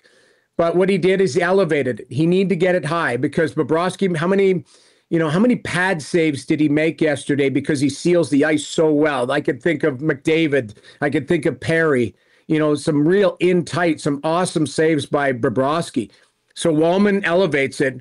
And I thought at that point, okay, they're going to be able to defend this, but, you can never count the Florida Panthers out as well. I was a bit disappointed. They had 2 opportunities at the open net, didn't get it done. Yeah. Lost battle down low. I feel at that time you got to play very courageous, and there were a couple shy plays on that tying goal by Reinhart. And that just can't happen in Game 4 of the Stanley Cup Final. You have to. It's Hudson Bay rules. You're going to have to chop wood and do whatever you need to do. But I thought that they got a little soft on that play, and it ended up costing them game-tying goal. TSN's Jamie McLennan joining us this morning for Pro-Am Sports. Will correctly pointed out that the play of Darnell Nurse last night is almost a microcosm of the game or even the series thus far. And another goal that goes high on Bobrovsky again. I mean, that's the scout on the guy, right? But Nurse kind of up and down, Stetcher only playing 4 minutes, and Leon Draisaitl with the overtime winner in a 3-point night. It was kind of a top-heavy performance from most of the Oilers. Not to mention, though, Vasily Podkolzin doing what he did. The most efficient 11:46 you're ever going to see. Of Stanley Cup Final history, yeah. But, Nurse, again, the good, the bad, and the rest, right? And the ugly, yes. I mean, at some point, honest to God, I felt he should have taken his gear off after the first. Yeah. I mean, he was awful. Evander Kane was awful. Evander Kane, and it was pointed out to me, Evander Kane checks with his stick high. So, you look at it, that's 4 penalties here by Evander Kane. Like, he needs to be smarter. Like, this is the one thing that Florida does very well. They think the game. Their players have a very high hockey IQ. I think Bill Zito, as much as he likes and values talent, he also values guys who can think the game. Too many brain dead plays early on. And, again, they're talented enough. They've got enough resolve to get back into it. But man, oh man, these are self-inflicted gun wounds when you're taking stick penalties. You're making soft plays, errant passes. I even thought, okay, on the Stetcher play, where, yes, he doesn't want to get hit by Verhaeghe. That, to me, is a soft play. You need to take a hit to make the play to reverse that. But if you look at Darnell Nurse, it's casual. Like, he thinks that, and I'm not blaming Nurse, but what I'm saying is, I think you have to have this sense of urgency everywhere on the ice. And it was just a casual play. And then he realized that Stetcher loses the puck and he's late to seal that pass to the front of the net, where, yes, you should trust your partner, but you shouldn't let your guard down. This is the Stanley Cup Final. There has to be that level of like urgency. And if you watch him, he's almost standing upright and then goes, oh, I better try and stop this because Stetcher turns it over. Like that's just attention to detail. So they cleaned it up for the most part. Let's give Florida a lot of credit because they really pushed hard. But, too many times you can't play with fire. You have to get the lead and push and force Florida to try and open their game up and chase the game. Let's talk about a Florida perspective right now. What's going on inside that locker room? Because they did have a 3-0 lead with a chance to absolutely put their foot on the Oilers' throat, and they blew it. And they blew it twice. So how do they feel coming out of a game like that when they were on home ice with a chance to really put themselves in a chance to win the Stanley Cup? Well, you would say that they'd be reeling, but they're a lot like the Oilers. They're a veteran team, and they have done it. So I think, the message would be from Paul Maurice, like, hey, guys, let's flush that one down the toilet. If you could bottle up the way we played in the first period, we look pretty darn good. I think they relied on their goaltender a lot. I didn't think that their top defenseman had a game. I thought that they got exposed a little bit. Forsling, I will say this. I thought Edmonton did a really good job of getting to Forsling physically. He was hit hard a few times, and that's the investment. I don't know if you remember the clip that's on NHL.com and, kind of floats around where Paul Maurice is yelling at his team, like, hey, guys, like, listen up, he swears and all of that. Like 3-1 and you want to make plays. He says, pound them. And in game 7, they'll have nothing. That stuck with me. And it's, it is an investment throughout this series because Florida's doing it to Edmonton's D to the point where they had to change him. And you put Stetcher in for Klingberg because he was too slow and deliberate and too many turnovers. I think Klingberg is a fantastic defenseman when he's playing well, but he hasn't been fast enough to make plays in this series. That's why the change was needed. We'll see maybe on home ice, you come back with Klingberg, you can protect him a little bit with last change. But at the end of the day, the investment of the physicality, I think that's one thing that both teams are certainly trying to do. And Edmonton did a good job with it last night, trying to pound away at their D. One last one for you comes in from listener Abutsky. More on this garlic toast. He was really inquiring minds want to know what's the deal with it. So again, when I played in Calgary, and even when I didn't, I remember late 90s playing for the St. Louis Blues, going to Caesar's Steakhouse right by the Westin on 4th there for a steak dinner the night before the game. And I was with a guy named Pierre Turgeon, Hall of Famer. Yeah. And Turge is one of the greatest humans you'll ever meet. But when he likes something, he likes something. So he had 7 baskets of this cheese toast. So it's garlic cheese toast. And Turge was eating like he was going to the electric chair, this garlic toast. And it was unbelievable. And to this day, every time I go to Caesar's, I order it. And it's a very uniquely made. It's thick toast kind of cut. And it's not just cheesy toast. It's kind of like the sprinkled cheese. Yeah. So it's baked. It's unbelievable. And they have a great steak. I mean, listen, I don't want to give too much props to Calgary businesses, but at the end of the day, it's Caesar's Steakhouse. If you happen to be down there, it's legit. Go get the garlic cheese toast. I only have 2 baskets, and that's enough carbs for me. But at the end of the day, it's so good. And I do owe a couple of baskets to Rhett Warner because I did pick Nashville to make the playoffs. Okay, I love it. Yeah, go get the toast. Steak accompaniment on the side, if you want, if you got room. Yes. Listen, appreciate your time. Thanks for pinching again. Enjoy your time back home here, and we'll let you get on with your day. Thanks, Noodles. You bet. Thanks for having me. Jamie McLennan, TSN. What a beauty. Nothing against Chris Johnston. We love all our Hockey Insiders analysts. Nice to get his perspective on a day after a game like that last night. I think Jen Cool and Asjad Caesars is pricey. I'm sure. Yes, it is. Yes, yeah. Well, for us regular plebs, perhaps, but yeah. Pierre Turgeon made a good coin, in his day. He was... Who knew you could play that well with that much carbs in your gut? It was a different game. It was a different game. game. Yeah. You know what? I think I'm going to cut down to 1 pack a day. Yeah.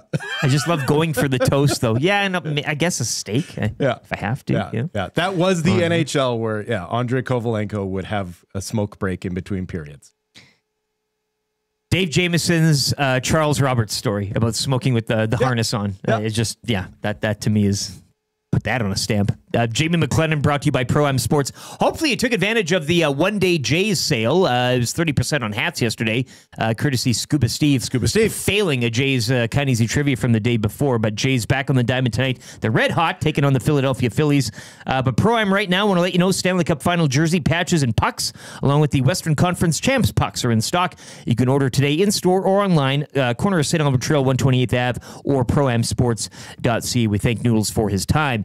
Lieutenant Eric Wil Fraser in for Dustin Nielson. YouTube Trev, let's get to your Play Alberta early bird special. Usually Dusty, while he's on the road this summer, calling the Canadian Football League, he'll try to have these early birds up by this time, but if not, we got the Lock Shop partner parlay up there. That's tasty.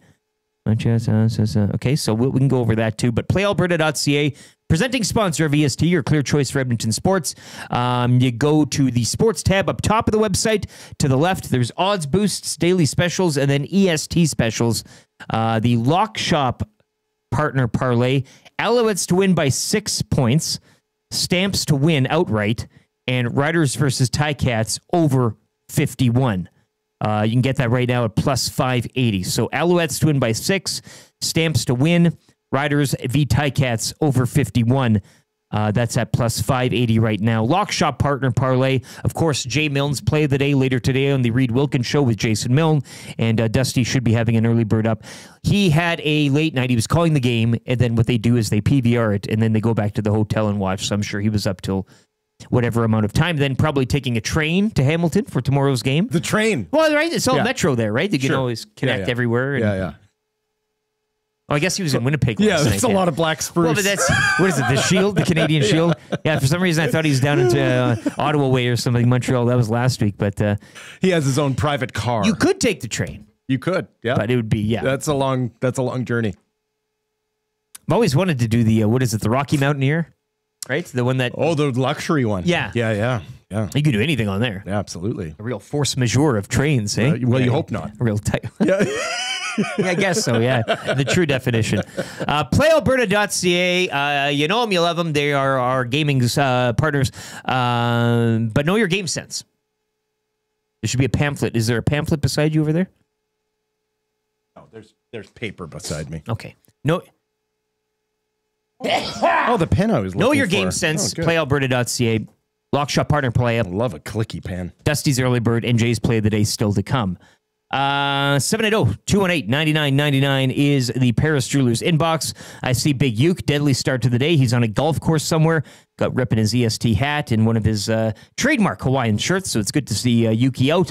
I assume that he wasn't at Hudson's Bourbon last night. Trev, you weren't there last night. I was not there last night. Will, were you at Hudson's Bourbon? Did you get to see Tommy down? Just for I just poked my head popped in for a water. Yeah. A hello, a wave. Yeah. If you were there last night, let us know. Is there a public washroom here? Can I use that one? They have a good washroom. Yeah. I've gone in many a time and not ordered anything. Confession. Darren in YYC says Noodles is on point. The garlic toast at Caesars is ridiculous. So you're getting a good testimonial there. But if you were at Hudson's last night, let us know how it was. 780-218-9999. Dr. J, Paris Jewelers inbox, toast draft. You didn't take part in any of the drafts, did you? The Nielsen Show drafts? I've never been invited. It was a COVID thing? I've never been invited. Never been invited? Yeah. Interesting. I did pitch my own show, though. Which has not been picked up by Matty Iwanek. I've pitched him that they start an EST2 on YouTube. And that me and T-Roy just pull our best Stadler and Waldorf and just have our own show watching you guys do your drafts where we just critique everything that you do. I like that. Yeah. I like that. But I also like... I mean, I've talked about a bird draft. Okay. Would you partake? A toast draft? Does any of that click with you? Are you, if we invited you into a draft, you would accept, right? I mean, or does it depend on the subject matter? It depends on the draft. Yeah. I've always wanted to do the draft of drafts. You can draft beer or a draft, an air draft or a a sports draft. We got the NHL draft, the NFL, Which is MLB. the best draft? Well, MLB draft. Yeah. We love that one. Yeah. The longest. Yeah. But so you're up for that, hey? Yeah. If we the cold draft in the middle of winter. I don't think that's going well. Yeah. Oh, yeah. Ooh, there's a bit of a draft in here. Oh, people are familiar though. Yeah. It's a popular player. We'll keep you in the Rolodex for that because I think you'd be a welcome. Sure. Yeah. Because they're always Although I would prefer the Waldorf and Stadler. I know, but if we can't make that happen, and Quinn, she's the commissioner. Yeah. So she kind of Actually, I think you and I in a moderates Waldorf and Stadler would be. It would actually be our old stomping grounds. Yes, that's basically what we did behind the glass for the two almost a decade. T-Roy might be showing up later too. He likes to come in Friday shows. He does like beer Fridays. Yeah. We will be having a Sobeys and Safeway Liquor Beer of the Week. The Force Majeure. We've been having a lot of fun with that this morning. It's a New England IPA, 6.5% from Annex in Calgary. So we'll be going over that a little later on in hour 3. The only thing that could make this better is if Marc Mageau brought us Force Majeure. Force Majeure. Yeah, there's something there. He is an active God. You text that in, you might be going to A&W. Yeah, it might be one of those things. 7:30. We'll get to a sports update here for Park Mazda. On the way, fan zone, little that's good for the Italian Center. Perhaps a bit of the post-game audio-visual. We might get into Trev there from Coach Knobloch and some other Oilers players last night following quite a win from your Edmonton Oilers as they come home series tied at 2. Lieutenant Eric Wil Fraser in for Dustin Nielsen. You two, Trev, with the sports update for Park Mazda. This is the Nielsen Show on EST. Your clear choice for Edmonton sports, presented by Play Alberta.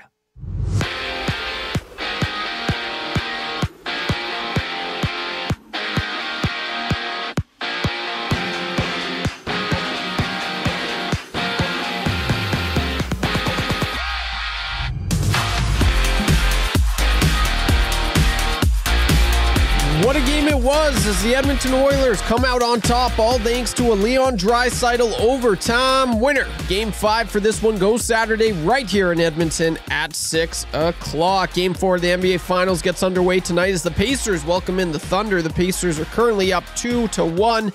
Tip-off for this one going at 6:30. The Edmonton Stingers get their 3-game road trip started later today when they hit the court in Niagara to take on the River Lions at 5 o'clock.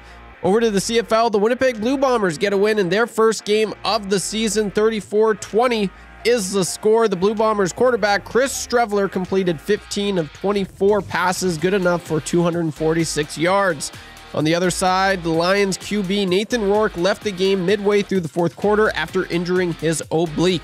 Tonight in the CFL, the 1-0 Montreal Alouettes take on the 0-1 Ottawa Redblacks in the nation's capital. Kickoff for this one going at 5:30.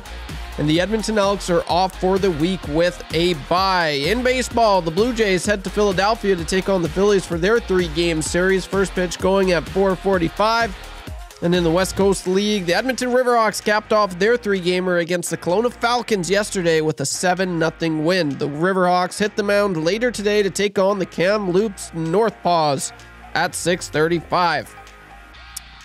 And the Energy City Cactus Rats fall to 6-6 on the season after an 8-1 loss to the Sylvan Lake Gulls.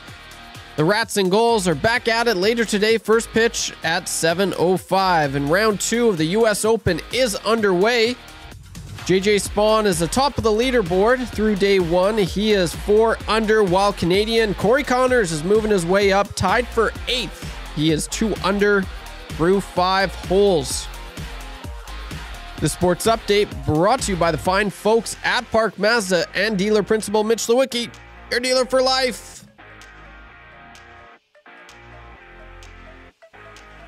Hi there. If you're like me, you like to picture yourself in luxury, even though there's absolutely no way you could afford it. And if you can, well, even better. Thankfully, I picture myself in something that is luxury, but still absolutely affordable, like the all-new Mazda CX-90 from Park Mazda. With the new luxury features like facial recognition settings and quilted detail Napa leather seating, I can pretend to be comfortable with all of my proper settings activated without even touching a button, thanks to Mitch Lewicki and the great staff at Park Mazda. I like to picture Mitch Lewicki in a tuxedo t-shirt because it says, like, he wants to be formal, but he's also here to party too. Park Mazda, your dealer for life in Sherwood Park off Y Road, parkmazda.ca.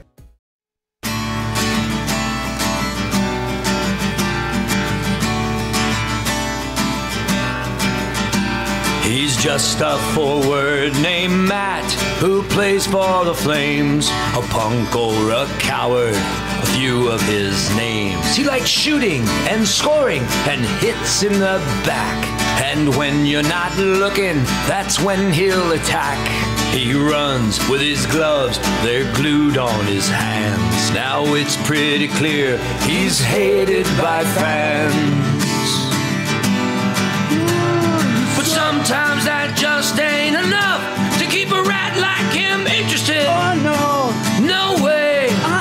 No, he's got to go out and take runs at someone else's expense. Oh yeah, yeah, yeah, yeah, yeah, yeah. He makes dirty hits we don't want in the game, then covers up his head and hides in shame. He's a turtle. He's a turtle. He's a turtle. Yo-yo. He's a turtle. He's a turtle. He's a turtle.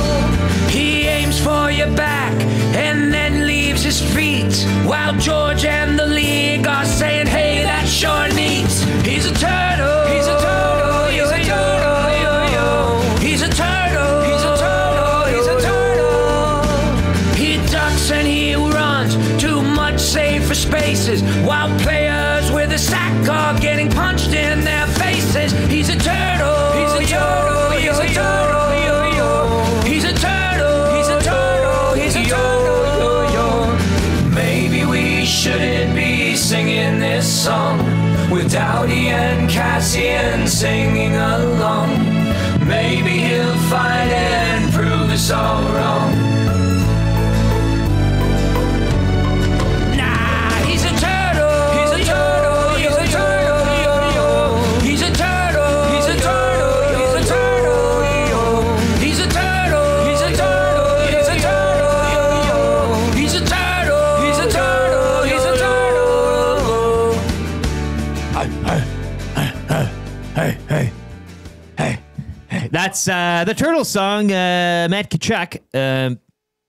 Boo, you suck. Well, I mean, he doesn't. You hate him. He's a good player, but he really doesn't. It's okay to hate. What is it? Wrong or mean? Right? Right. It's not wrong to hate him. Yeah, I don't think that applies here. Yeah. No, you Two goals. Could have, hate should 'em all have, probably you would want. have had a third. Nuge and Nurse, we were just talking there. That save, he found himself. And I thought, too, he waited a half a second. He just kind of steadied the puck, accepted the puck instead of snapping it. But yeah. Nuge and Nurse, again, saving the day. Remember when we weren't sure if Nuge should be playing? He was throwing his body around, too, a bit there. Well, he went to the room for one point. It seemed like it was an equipment issue, I would imagine. But he did make his way back. 7:36. This is the Nielsen Show. Halfway through a Friday installment. Lieutenant Eric Wil Fraser in for Dustin Nielsen. Dusty will have the call. Had it last night in Winnipeg as the Bombers start the season 1-0. A gutsy performance by Chris Strevler in place of Zach Collaros, defeating the Lions, dropping them to 1-1, and Nathan Rourke exiting the game with an oblique in that one. Dusty will have the call tomorrow. Second half of a doubleheader in Hamilton between the Ticats and Rough Riders. 5 o'clock Mountain. YouTube. Trev, you heard him on the sports update as well for Park Mazda. We're going to get into the fan zone right now for fans first. Trev is going to tomorrow's game. If you're also looking to get in, you might want to hit up fansfirst.ca. Buy fans for fans, no fees. Get your tickets for the Oilers Cup run at www.fansfirst.ca. And the fan zone is about you. So if you have anything to discuss last night, please chime in 780-218-9999 or in the nasty chat, and we'll get to some of your comments. How did you see last night going? Again, we've said almost like 4 games in one. Did you see Did all you? of last night? You're waiting for some omissions, confessions, if you will, of hey, I gave up. I was bathing my cat. I was doing these other things. I'm done. I saw a lot of I'm dones, to which I replied to dig in. And, again, part of being a fan is supporting the team, especially when they're down. And this team, even when they're down, safe to say they don't even need your support, but they're always in the mix. They're always in the game. They're never out of it. You should know that by now. Joke's on you if you didn't. But let's get to some... just review the reason why you watch sports. And if the only reason you watch sports is to win arguments with other fans, then you're missing out on the fact that it's supposed to be just entertainment. You're supposed to be entertained, and that's all this series has been. Is mainlining entertainment. The good stuff. It's right? not cut with anything. No, this has just been pure entertainment. Yeah, off the boat. Let's get to some post game. Trev, what do we got? Who do we got queued up here? I got the man rocket Jake Wallman in the queue. Let's do it. Let's get the full meal deal from Jake Wallman. But I feel like in front of our fans, that would even ramp up a little bit more. So excited to get back home, and yeah, it's fun. So you guys have a first period that you never planned on having. Come in here, made some had some penalties, made some mistakes. You're down 3-0. What happens in a room like this after that period? Well, I think we learned a lot from that first game. Kind of in a similar position, and we unraveled in the first game. And what I noticed, just a bunch of leaders we have in our room. We came in, Pears gave us a little speech, and a couple other guys spoke up, and just the kind of the quiet confidence that we have in our room, even down 3-0, to turn that game around shows a lot about our group. And yeah, I don't think we're ever out of a game. Calvin Pickard is 7-0 right now. Can you just talk about him coming in and what he's done for this group in this playoffs? Yeah, just we have extreme confidence in both our goalies, and Calvin coming in couldn't be happier for him too. He's that's a tough position to come in. Games 3-0, and he's got to grind too. He's cold, and I guess it just shows that anybody at any time can make an impact. And yeah, we're pumped for Calvin and proud of him. Did you say Perry gave a speech? Yeah. Can you share anything what he said? I mean, he's been in the league for over 20 years, so he's been through everything, and nothing can faze him, and he's just kind of rubbing that off on us. Where ranked the goal you score in your career? Where would you rank it? Yeah, I was happy I went in. It was it's probably the most animated I've been after a goal. Hell of a wind-up. Like, can you just take us through the play? Well, yeah, I just tried to sneak in. It was a great play by those guys down low. I think we were hard on the forecheck there, turned the puck over. That's kind of the MO of our team and what we did for the latter half of that game. And Cappy, I know he could have shot, but he decided to make a great play, made a pass, and I just took a shot at the net. Jake, we know Leon's one of the greatest players on earth, but he's also having one of the greatest clutch playoff runs in NHL history. What's it like seeing this up close and personal? Yeah, it's amazing. He's always dangerous. Doesn't matter if he's got two guys ragged on his back or what. He's a beast. Can do it all for us. And I mean, I think stretches of this playoffs, he's shown how good he can be defensively too. And he's just an all-around player. And I think we got the two best players on our team. Jake, what was your impression of the start with them coming out and putting the number of shots they put on Stewie? Yeah, I think we sat back too much, watched a little too much, and we didn't get to our game at all in that first period. And that's pretty much the thing we talked about in the intermission: get to our game and see what happens, and slowly come back as a team together. There you have it, Jake Wallman, Oilers defenseman. Thank you very much, Mike Greer, with the assist there, and in terms of the Oilers acquiring him. I mean, Mike Greer made the right call. Like, no, but I'm just saying a trade deadline deal done with and now he's here, and I know a lot of people were maybe always hoping this team lands a Cale Makar at every single deadline, which is not realistic. Right. But we were talking. I don't blame you if you didn't hear a word coming out of his mouth, because you're staring at him if you are watching on YouTube this morning.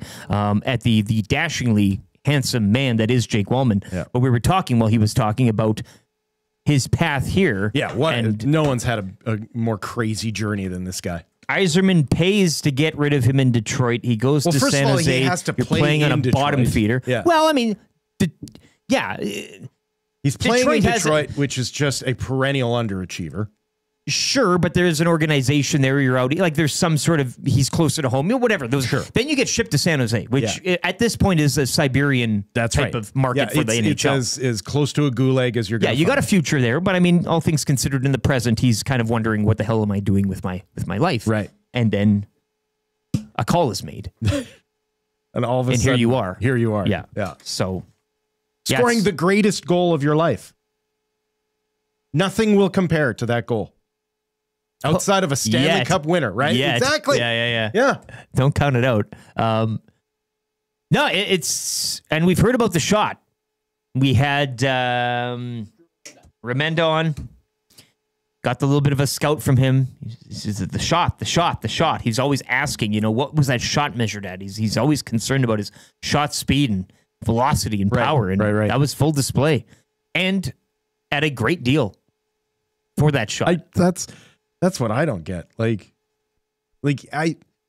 I understand when organizations sour on players. It happens. Sure. Situations and timing are, people get sick of just seeing the same thing. I don't understand how he's making what he is making and someone had to sweeten the offer. Like, he's making pretty much league average for what a number 4 defenseman gets paid. Like, it's under $4 million.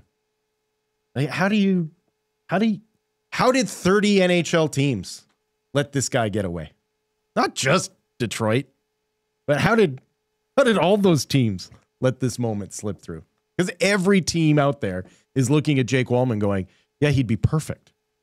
It's the perfect salary. Yeah. It's the perfect type of game. We can put him in the middle of our defensive pairings and he's going to help out. Like, yeah, it's not just Detroit today that's sitting there going, wow, we really blew it. Darren in YYC with a text here for the fan zone. Obviously super happy with the end result last night, but have you ever seen a team that fails to clear the zone as often the Oilers do and then have the puck end up in the back of your net as a result? I lose my mind when they have all the time in the world and they still somehow manage not to get it out of the zone. It takes years off my life. We had a text earlier in the show as well, kind of complaining about something similar. It's not perfect. It's not a work of art, but I think at this point, if it's a win at this stage is a win. We're not talking about kind of, game plans. Like you're kind of going out there now. They're also playing against the best forechecking team in the entire NHL. Yes. That is now to their 3rd straight Stanley Cup Final. And the quote that Noodles brought up was pound the D. That's what Maurice was saying in that clip is pound the D. Yeah. They're not playing the Vancouver Canucks. Like, they're not having a hard night against the Nashville Predators. There's a bit of a gap. There is a pretty extreme gap. You love pounding on the Pred saying that, everybody. Like, that's your... Well, it's just, I get it. I'm amazed that in a season that started with that we're still surprised that our hot takes suck, right? Like, this has been an entire season's worth of crappy hot takes, right? Like, the Oilers have home ice advantage in the Stanley Cup Final. That's how bad of a year the Florida Panthers had in the regular season. Like, it's just been one of those years where whatever your perceptions were, they were probably wrong. Amishman19 in the nasty chat. Thank you, Steve Eiserman. And he also says, perspective, Walman makes less than Chris Russell did. Right. They need to stop spotting the other team 2 or 3 before they start playing Ginger Rhino. I don't... Why? It seems to be working. Spot them 2 or 3 to start the game. I don't like. It's back against the wall mentality, and whether it's in game or in series or in season, that's where they usually. I don't know. Yeah. This is a Jackson Pollock painting, and we're critiquing brush strokes. Jason Leduc says all of the nasties committed to personal fitness should probably schedule extra cardio this week to shed the cortisol that the Oilers have been inducing our brains and bodies with. That's right. That's part of the game. It's what you've signed up for, and it's how they play the game. But boy, is it nothing short of exciting. That's right. That's the fan zone for Fans First. Fan Once again, zone. if you are interested in heading out to Game 5 and or Game 7, I like it. It is a best of 3, man. It is. I find it so funny that they were down 2-1. The world was ending yesterday. They've evened the series, and now you're winning the cup. That is, it's quite the. That is your rallying quite cry the swing. if you're Florida, right? Like that has to be your worry if you're an Oilers fan, if you're the Oilers management, is that Florida has their rallying cry for Game 5. Sure. Which is like, let's give ourselves a chance to win it on home ice. And to do that, they got to win Game 5. Great point. No, this is tight. And both teams now, especially dating back to last year and the Panthers the year before, experience in the final and experience in weird type of series scenarios. That's right. So fansfirst.ca, that's where you can go to get tickets. A cheaper ticket, I guess you could say. Buy fans, for fans, no fees. Get your tickets for the Stanley Cup Final, www.fansfirst.ca. Let's get into that's good for the Italian Center shop. That's good. Panino's, the Gene Principe pepperoni pies with peppers, no pineapple. Okay. Delicious pie, good undercarriage, great crust. Or you can go there. I've been saying I go to the deli. I take a number. Mm-hmm. They say, yes, sir. I said, prosciutto, please, 200 grams, thin sliced, and you just eat it. Right in front of them? In my car. Oh, okay. Yeah. Just go back. Deli meats, man. It is you buy incredible. a nice block of Italian cheese there as well? You take that home, cut a piece of cheese off, wrap the prosciutto around it, and I see what you're saying, and just eat. Although a perfect Friday night is actually you go in, you buy one of their baguettes. Okay. Get some of their better olive oil, the good oil, the good oil, or the peppered oil if you can find any of that. That's I like what you're cooking thus and far. Then go to the deli, get your number, and then when they go to the meat, you go no, and you go over and get some of the bruschetta. Bruschetta, however the nerd beside you insists on saying it. Get some of that. Go home, medallion up that the bread, a little brush of the olive oil in the under the broiler for like 1 minute tops, and then the bruschetta. That's bruschetta, Beretta. The Berettas. The Beretta, They got a bunch of guns chilling under the thing. Great Sylvester Stallone movie. This is playing off the Jamie McLennan. This is where you're kind of, You should have invited him over. There you go. Yeah. But as Will said, you can make it your own. The Italian Center is your own experience either way you want it. The bakery, I keep telling Dusty about the creamed horn. Oh, the bakeries. You know what It's criminal. Yeah, those layered cakes. The tiramisu layered. Yeah. And they also have the ladyfinger one. The jarred olives. Yeah, you're talking my language here, buddy. I'm so glad you have a pallet sitting beside me. Yeah, that's right. A pallet. Yeah. I don't even care what you're. Dustin's like, do they sell jelly beans there? Yeah, I'm sure they sell jelly beans. Well, they have lots of Italian chocolates as well, and candies and such. That's good. Today will be the weekend ahead. That's good.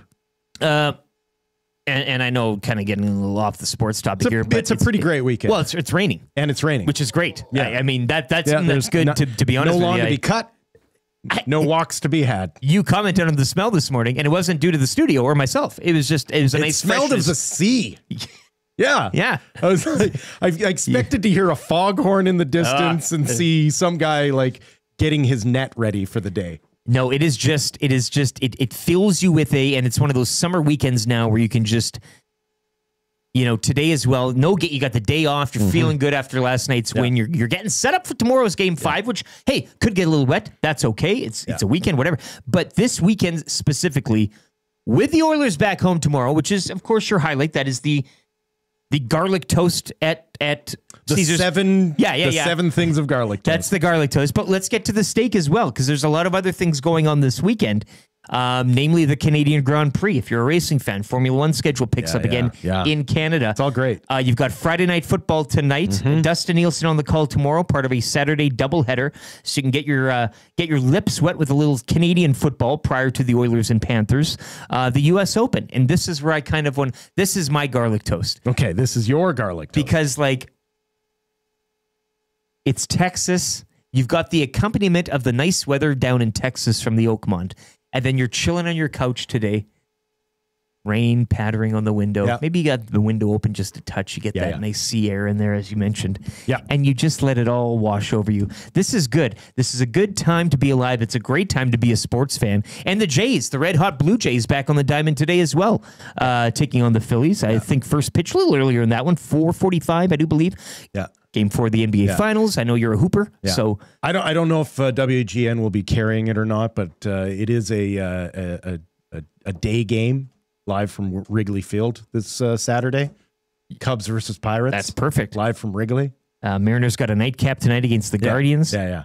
My current former, my former favorite AL team and my current AL team. Just imagine yourself doing that drift in and out of nap, back to the sporting event, back into the nap.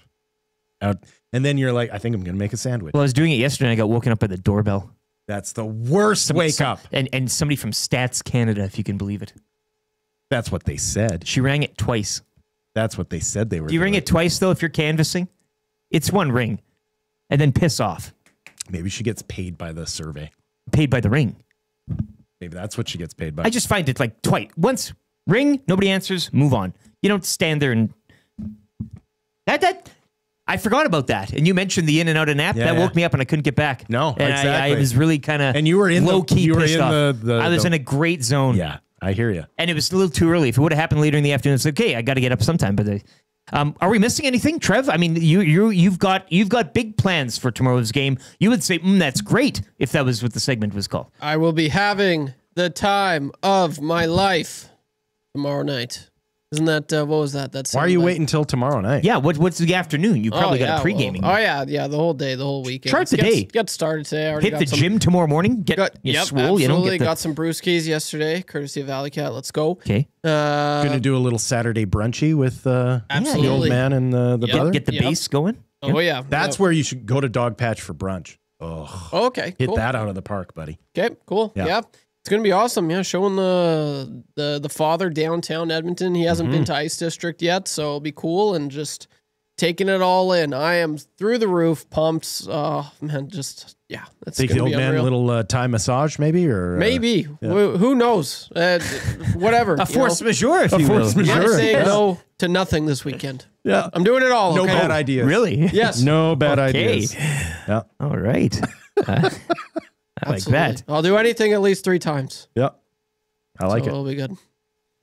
Baggio says LTE, Italian prosciutto, 24 months aged, pecorino cheese, Calabrese? Calabrese. Heaven, he says. I'll have to try that combination there. No, meat and cheese. I mean, you can't go wrong there. Maybe you can take them to the Italian Center. You should take them to the Italian Center. I am. That's good. Yeah. A little espresso. You can sit down, get the pie made there. They give you the number. Yeah, the brother was always like, man, I want to try out the Italian Center. Last few times he's come up. So little hack for you. I Tell bet me. you it's quicker for you to go to the Italian Center in Sherwood Park from where you're at. Okay, there we go. Yeah, they haven't actually seen It's Sherwood literally Park just either. onto the Yellowhead and then right back See, off. you'll be right there. We talk the West End. Tommy talks downtown. Not many people bring up. Yeah, the, but where he's living, I think that's your hack. It is actually. It's right. Yeah. Okay. I'll definitely do that. That would be way quicker. Yeah, and a gorgeous location in Sherwood Park. Perfect. Hey guys, did the coaches bench Evander Kane last night? He was stable there for a little time. They didn't finish with a lot of ice time. They let him cool off. In the first period, he was benched, I believe. After, what was it? Did he take 2 penalties? Or was it just the one there? But I know I didn't see him after whatever penalty he took. Yeah. The last 12, 15 minutes of the first. Yeah. How about, we haven't talked about Jeff Skinner, though. That's decent. He did pretty good, eh? Not bad. He did not embarrass himself. Yeah. No, and did you notice Victor Arvidsson's emission? Right, so it's like whatever. Yeah, you take it, you move on. I mean, yeah, you're right. Didn't embarrass himself. He didn't add. I thought he would add to his 1 goal, 1 assist, 2 games. It would have been nice if he got a point. Yeah. I mean, they just kind of add to that whole ledger there that he was kind of compiling. But no, I mean I think he did his job. There was a few times where you saw him in the play. You noticed him. You noticed him there. Didn't do anything. Yeah, nothing of bad note. But his name was called a couple of times. Right. Yeah. Listen, when they went and acquired him, I know Trev and I have talked about this in the past. That like there's complaints about what he did or didn't bring for the Oilers. The Oilers left last year's playoffs with one thought in mind: we needed 1 more goal. And Jeff Skinner still, even though I don't even know if he'll be in the lineup, he still presents that possibility. Like it is not crazy for you to think in a game 6 sort of or game 7 Stanley Cup clinching sort of moment. Could we see it coming from a Jeff Skinner? Yeah. After this year's playoffs. Yeah. It's all been about whatever little magic that they need at the right moment. And he still might be it. Oh yeah. Like I'm take me to a place, boys. Say it's game 6, game 7, a chance for the Oilers. But like a guy like Pickard's, like again, when and if they win, these names will go down. Like you're going to be naming kids, right? Like it's all that thing. These guys will be etched in the thing. But imagine if it's Jeff Skinner with the decisive moment. Right. And he goes from, not hated by any means in this market, but not favored, I guess, by the coach for his defensive play, and that's justified, and scratch here or there, or not. Yeah. But it makes me kind of giggle to think that it could be one of these guys. Right. Well, like Janmark had the goal last year in Game 7. Look at what Pud Colson did last night. Yes. But in a crucial situation, the guy that they literally went and got the week that Holloway got tendered his contract offer. The guy that they go and pull off of a scrap heap in Vancouver. Vancouver, a former Canuck. Like, I mean, again, if you're talking to somebody a year or 2 years ago saying, yeah, Kel Pickard's going to be the goalie that wins you the Stanley Cup. Where are you getting this from? Vasily Podkolzin is going to be a main factor in winning you the series or whatever. I just find it funny that some of these names, we all know Connor and Leon will be, that's all written itself already. You just need to kind of add the period to the sentence. But some of these guys, I just find quite cute and odd that they're a part of it, and they could be a very major part of it when it's all said and done. Telling the most interesting story possible. Yes, and Jake Wallman, I think, as we were talking about earlier, another part and piece of that. But I guess, who would you like to see? I mean, it's an overtime winner, Game 7. Right, like who could you ask for a better story than it being Jeff Skinner? That's probably the one. Ask for a better. You can't ask for a better story. It's probably the one, right? Kapanen's already gotten his overtime winner. He's already etched his name in some sort of a folk hero type of. He's done his part, really. I don't think he needs to do much more. But if it's like Adam Henrique, okay, sure, oh yeah. But it does feel like it's going to be somebody that we're not talking about. A lesser than. It's going to be somebody that we have spent a lot of time crapping on this year. It's going to be someone that when, 5 months after the signing was made, we were all sitting around going, what the hell was this about? Yeah. Right? I just hope it is. You'll see the jerseys of that player. Yeah. He'll be like imagine the baby name's Vasily. People yeah, you'll be going to school. What's your name? Vasily Smith. Yeah, exactly. Or whatever the case is. I find that interesting. And then again, somebody said RNH. Yeah, but those are the guys that you expected to happen. RNH, and if they did, you'd be like, that's okay, not a story. Well, no, I mean, it's a good story. It's not a surprising. No, and it's the Skinners. Does Connor Brown fit into that equation for you? I think he does. Right, like that's Trent Frederick, who really hasn't pissed too much of a drop. He had an injury. Yeah, But, people have also been saying, maybe he was out for Skinner last night instead of Arvidsson. Some people would argue that. Yeah. So, there's a lot of those names that kind of would be a funny story. It could be Arvidsson. Right? Yeah, of course. It could be Arvidsson in former Game king. 7. Yes. Gets his crown. This is the most unpredictable. The fact that we're sitting around going, it makes sense that Corey Perry had the big speech that turned the game around. No, that shouldn't make sense. The guy who's 40 years old should not be having this dynamic of an impact. Your boy Barron points out correctly and failed to mention the Skinner was extremely important on that one goal tying up the defenseman. I can't remember who the defenseman was, but he gave him a little tap afterwards to kind of, I got you. That was the type. Yeah, he made. Was it the Nurse goal? No, was it the. I don't think it was. Do you remember that one? You know the one I'm talking about. It was the Nurse? He was a +1 on the night. So yeah.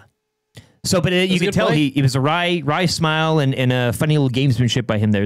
I don't know. It's a funny little experiment to just kind of sit back and think what could be with some of these guys and how they could be remembered in the lore of what could be happening here. I think maybe what you need to do is ask yourself who scoring the game winner is going to hurt another fan base the most. That's delicious as well. Right, Arvidsson Kings, Podkolzin Canucks, Skinner and the Sabres, right? That's what I mean. Do they need any more pain? That's what I mean. Sabres fan has been sitting for most of the year going, I'm glad he's not our problem anymore. And it goes back to the McDavid lottery too. Yeah, you can add that on it. It's a double whammy that. I'm glad he's no, he was the Taylor Hall lottery. Skinner was, I believe. No, but just them having to settle for Eichel. Yeah. And then no, I see where you're going. Yeah. And then, man, that is Millhouse getting pink bellied. Hey, come on, boys. That belly ain't getting any pinker. It is that level of torture for a fan base if Skinner's the one who does it. Pink bellying the Sabres. That's Yeah, I love it. 780-218-9999. Trivia coming up next, the third and final hour of the Nielsen Show here on EST, presented by Play Alberta, and the Nielsen Show presented by Southford Chevrolet.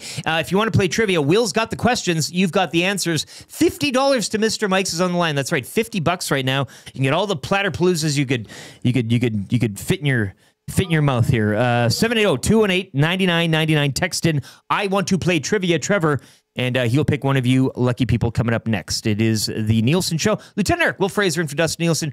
YouTube Trev's got a sports update for Windsor Plywood Leduc. Final hour of the show coming up next. Time for Lipper.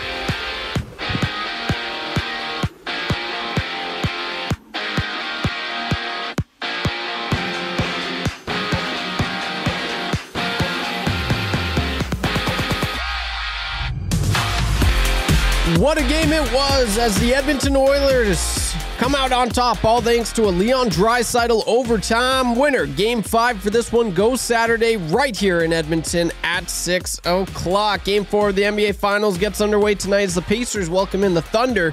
Pacers are currently up 2-1. Tip-off for this one going at 6:30.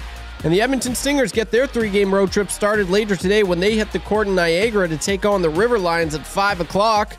Over to the CFL, the Winnipeg Blue Bombers get a win in their first game of the season. 34-20 is the score. The Blue Bombers quarterback Chris Strevler completed 15 of 24 passes, good enough for 246 yards.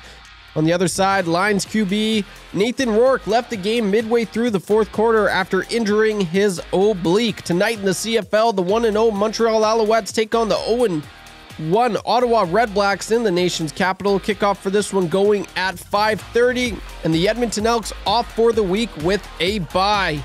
In baseball, the Blue Jays head to Philadelphia to take on the Phillies for their 3-game series. First pitch going at 4:45. In the West Coast League, the Edmonton Riverhawks capped off their 3-gamer against the Kelowna Falcons yesterday with a 7-0 win. The Riverhawks hit the mound later today to take on the Kamloops Northpaws at 6:35. And the Energy City Cactus Rats fall to 6-6 on the season with an 8-1 loss to the Sylvan Lake Gulls. The Rats and Gulls are back at it later today. First pitch at 7:05 as well. Round 2 of the U.S. Open is underway, where J.J. Spawn currently atop of the leaderboard. He is 4 under through day 1, and Corey Connors making his way up there. He is tied for 9th, 2 under through 6 holes so far. This sports update brought to you by Windsor Plywood Leduc, locally owned and operated, serving Leduc and the surrounding area since 1993. Doors, flooring, baseboards, and of course plywood. Go see the knowledgeable staff at Windsor Plywood Leduc.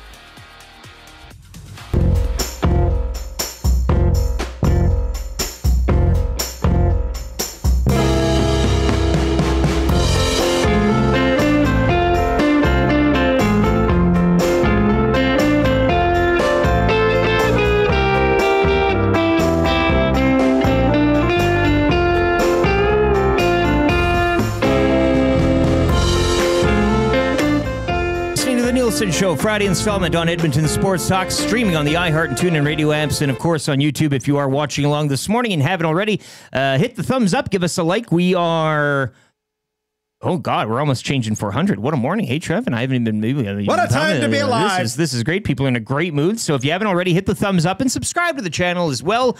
You'll be kept up all to date, pre and post, GCL Diesel pre and post game shows. The weekend shows as well, and our Monday to Friday programming 6 to 6. Let's get right to a special programming announcement as Dustin Nielsen will be gracing us with his appearance. He goes, "Hey man, my flight's delayed. Cool. I can join you for a couple minutes." So he's not taking the train. Correct. Yeah.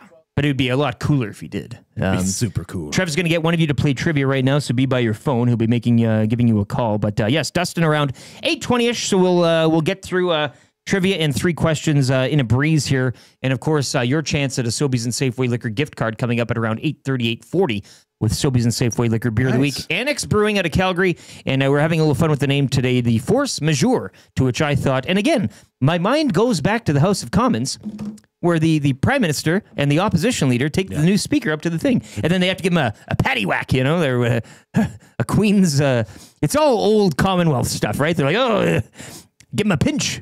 And then they giggle. And what was that called? They have a big wand. When you made the guy crawl through the gauntlet where everyone got to It's like a Freemasonry thing, is it not? Or like there was like, it had a name to it. Ah, man. Well, 780-218-9999. I'm sure one of you sickos knows it. We can. Maybe it's called the Force Majeure. Exactly. Yes. Who's ever been in a frat where they made someone like crawl through everyone's legs, where everyone got to take a clean hit on his buttocks? I know there's... Give him the old body glove. There's a lot of golden bears out there that are listening, I'm sure. You probably had Phi Beta Gamma. Yeah, exactly. It's still going on, right? Yeah. Underneath the... Kappa. The veil of... Yeah. Anyways, playing for $50 to Mr. Mike's today, Trev. Who do we have on the line? This is Terp from Topefield. Terp. Like the Maryland Terps, hey? That's your alma mater. Terp. That's my alma mater. Just say it, yeah. Yeah, well, listen, it did my Baltimore accent give it away.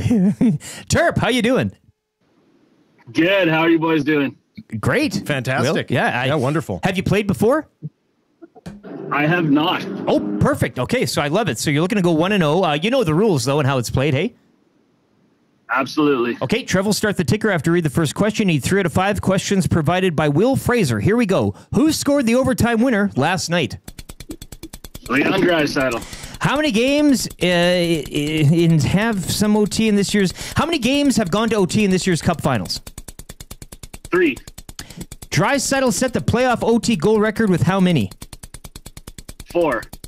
Who held the previous record? You can pass. Marchand? How many losses does Pickard have in this year's playoffs? You can make an answer. 0-0. You went 5 of 5 here. Ignore the buzzer. Did he say Richard? No! I think he said Richard. God. Damn it, Shane, stop it! They are going to remember that AM radio is a viable and modern source for news and entertainment. Totally. People don't listen to AM like they used to. Seems like it's more about FM and color TV. That's stupid.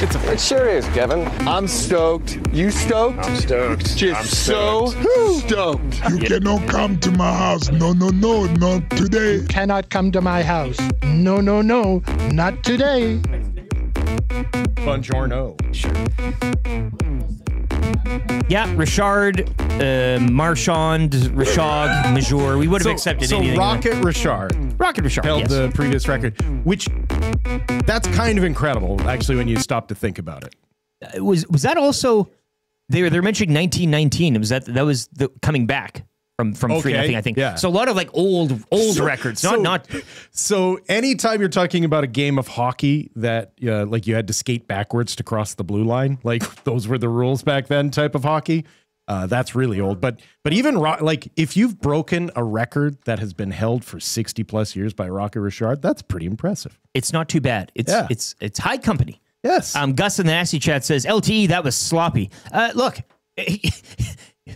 Your penmanship today was not... I did give you a heads up. Well, but I didn't proofread it. No, you didn't. So I just went right in That cold, was your fault, because You'll write words with a little arrow. I specifically said to you, I was like, ooh, I'm kind of butchering the phrasing on this, so feel free to rephrase it. You didn't read one letter. Didn't have time. It's been a busy show. We don't have time, and it is a very busy third hour. Dustin Nielson on the way in about 9 or 10 minutes. Probably video, I would assume. Hey, he's got the link. We did that last time with JMO. Only if he gives us the Bruce Boudreau. You know what angle I like is when people shoot it like this, and you get to see all the chins. Hey, Trev? Yeah. Ooh, look at that. Yeah. A little baker's dozen underneath there. Sure. Can I give him a little tickle? Yeah. So congratulations to Terp. He's on his way to Mr. Mike's. $50 to Mr. Mike's. He's going to go to experience Platterpalooza, and you can too right now because it is on. Turn up the sizzle with Platterpalooza. Barbecue rib platters, coastal combos, lobsters and prawns, big flavor all summer long. Plus, you can enter for your shot at sizzling summer prizes. Mr. Mike's, eat locally, enjoy casually. Time right now for some 3 questions too many. Brought to you by the great staff at Park Mazda and dealer principal Mitch Lewicki, where he's been in a few force majeures back in his day.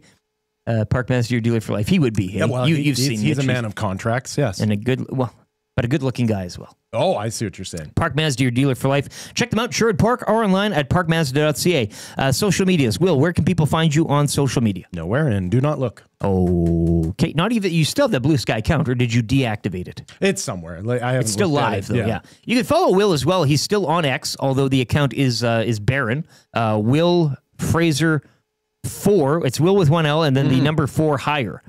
On Twitter. Trev, pump your accounts here, all of them, please. Yeah, I actually lost followers yesterday, so now I'm down to 998. It's the bot scrubbing. That's a cruel joke. That's bot annoying. Scrubbing again. After I finally reached 1,000. So, if you want to get me back to 1,000, follow me at YouTube_Trev. You did go up to 80, though. You held up your end of the deal there. He follows a nice, clean 80. Yep, absolutely. So, yeah, follow me on Twitter and or Instagram if you want, YouTube_Trev. Let's go. Oh, especially Instagram. I'll be live maybe this weekend. I'll be having a grand old time. I'll be posting lots on there. Yep. Doing a Periscope. Want to see what's up? Check out my story. Right. Like, why have my own personal life when I can just watch yours? Yeah, if you want. It'll be cool, Will. We can. Oh, yeah, if you want, man. You also have an Instagram account that you don't use anymore either. Is that true? Oh, yes. I checked it out. It's funny. It's very funny. It's cool photos you have on there, Will. Yeah. You guys used to have so much fun, it looked like. Oh, well, used to. Hey. Once upon a time. Yeah. Which reminds me, I got to queue up that garbage song I went through again. a whole phase of just taking pictures of my street teamers eating. So I don't know if there's any of those pictures still, but that was kind of... That's why you went out to those events. It's interesting to me that my station manager never appreciated my social media interaction, mainly because I hated it. You were ahead of your time. Yeah. Let's just put it that way. Whoops, that's on me, Trev. That's not a... I'm queuing up, of course, Vasily Podkolzin yesterday, goal and an assist, just over 11 minutes of ice time. So we're kind of honoring him. 5 hits, right? Yeah, folk hero territory here approaching. But in honor of him, and in honor of the Placebo Pure Morning being his unofficial goal song here on the show, favorite 90s band. Favorite 90s band. Like, aside from the obvious, which is like Pearl Jam or... I want a deep cut here. I know you Local H. Gandarvis. Local H was a big one for you. Gandarvis. Gandarvis, okay. Did you ever get into King Gizzard and the Lizard Wizard? I remember them. Yeah, okay, yeah. A little more CanCon. Age of Electric was always solid. And I know they've endured, but 90s Sloan is still some of the best Canadian rock ever. Sloan cannot be defeated, and I will say this: an underrated band. They never got catchy, simple, great hooks, like Canadian the greatest hooks ever. Yeah, and we're not just talking about the they got some deep cuts. Yeah.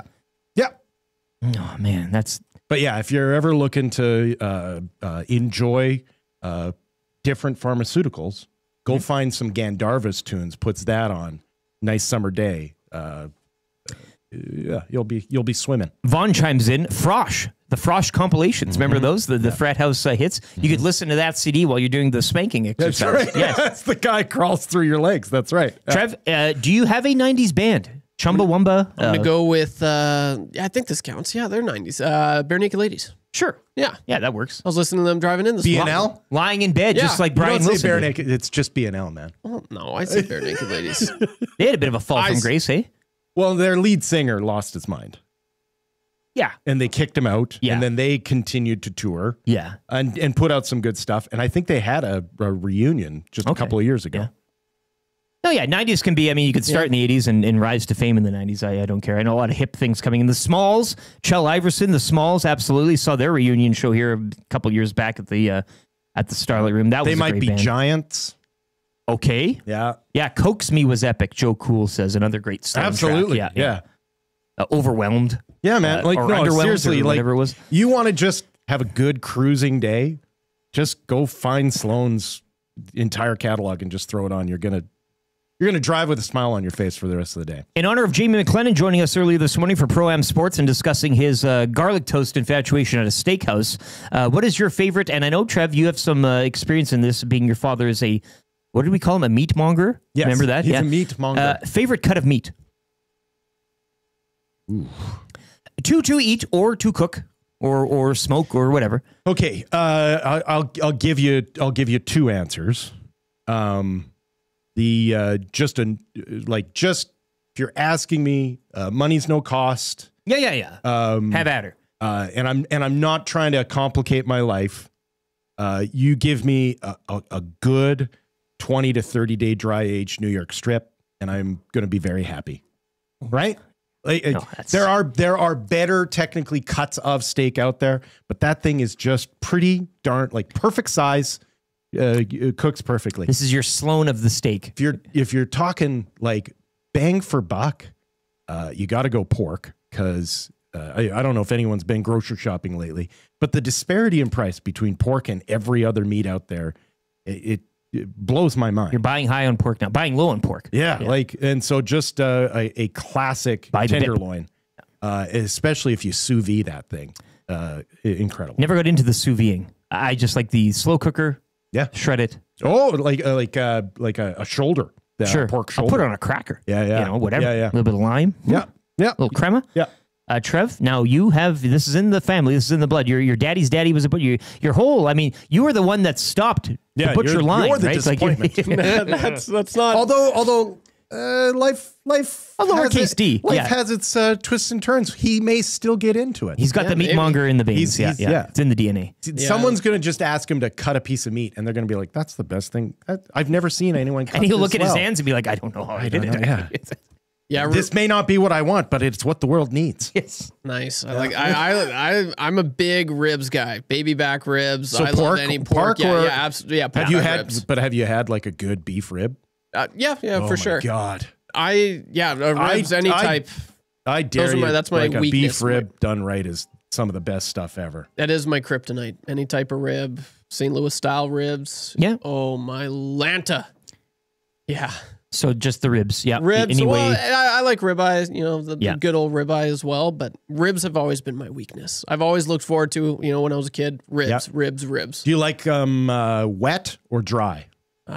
Either or. I prefer wet though. Okay. I like them wet, nice and wet. This might be an easy question for question 3, but we were discussing earlier if there would be one folk hero on this Oilers roster right now that turns out to be the defining hero and the decisive factor in the Stanley Cup Final Series.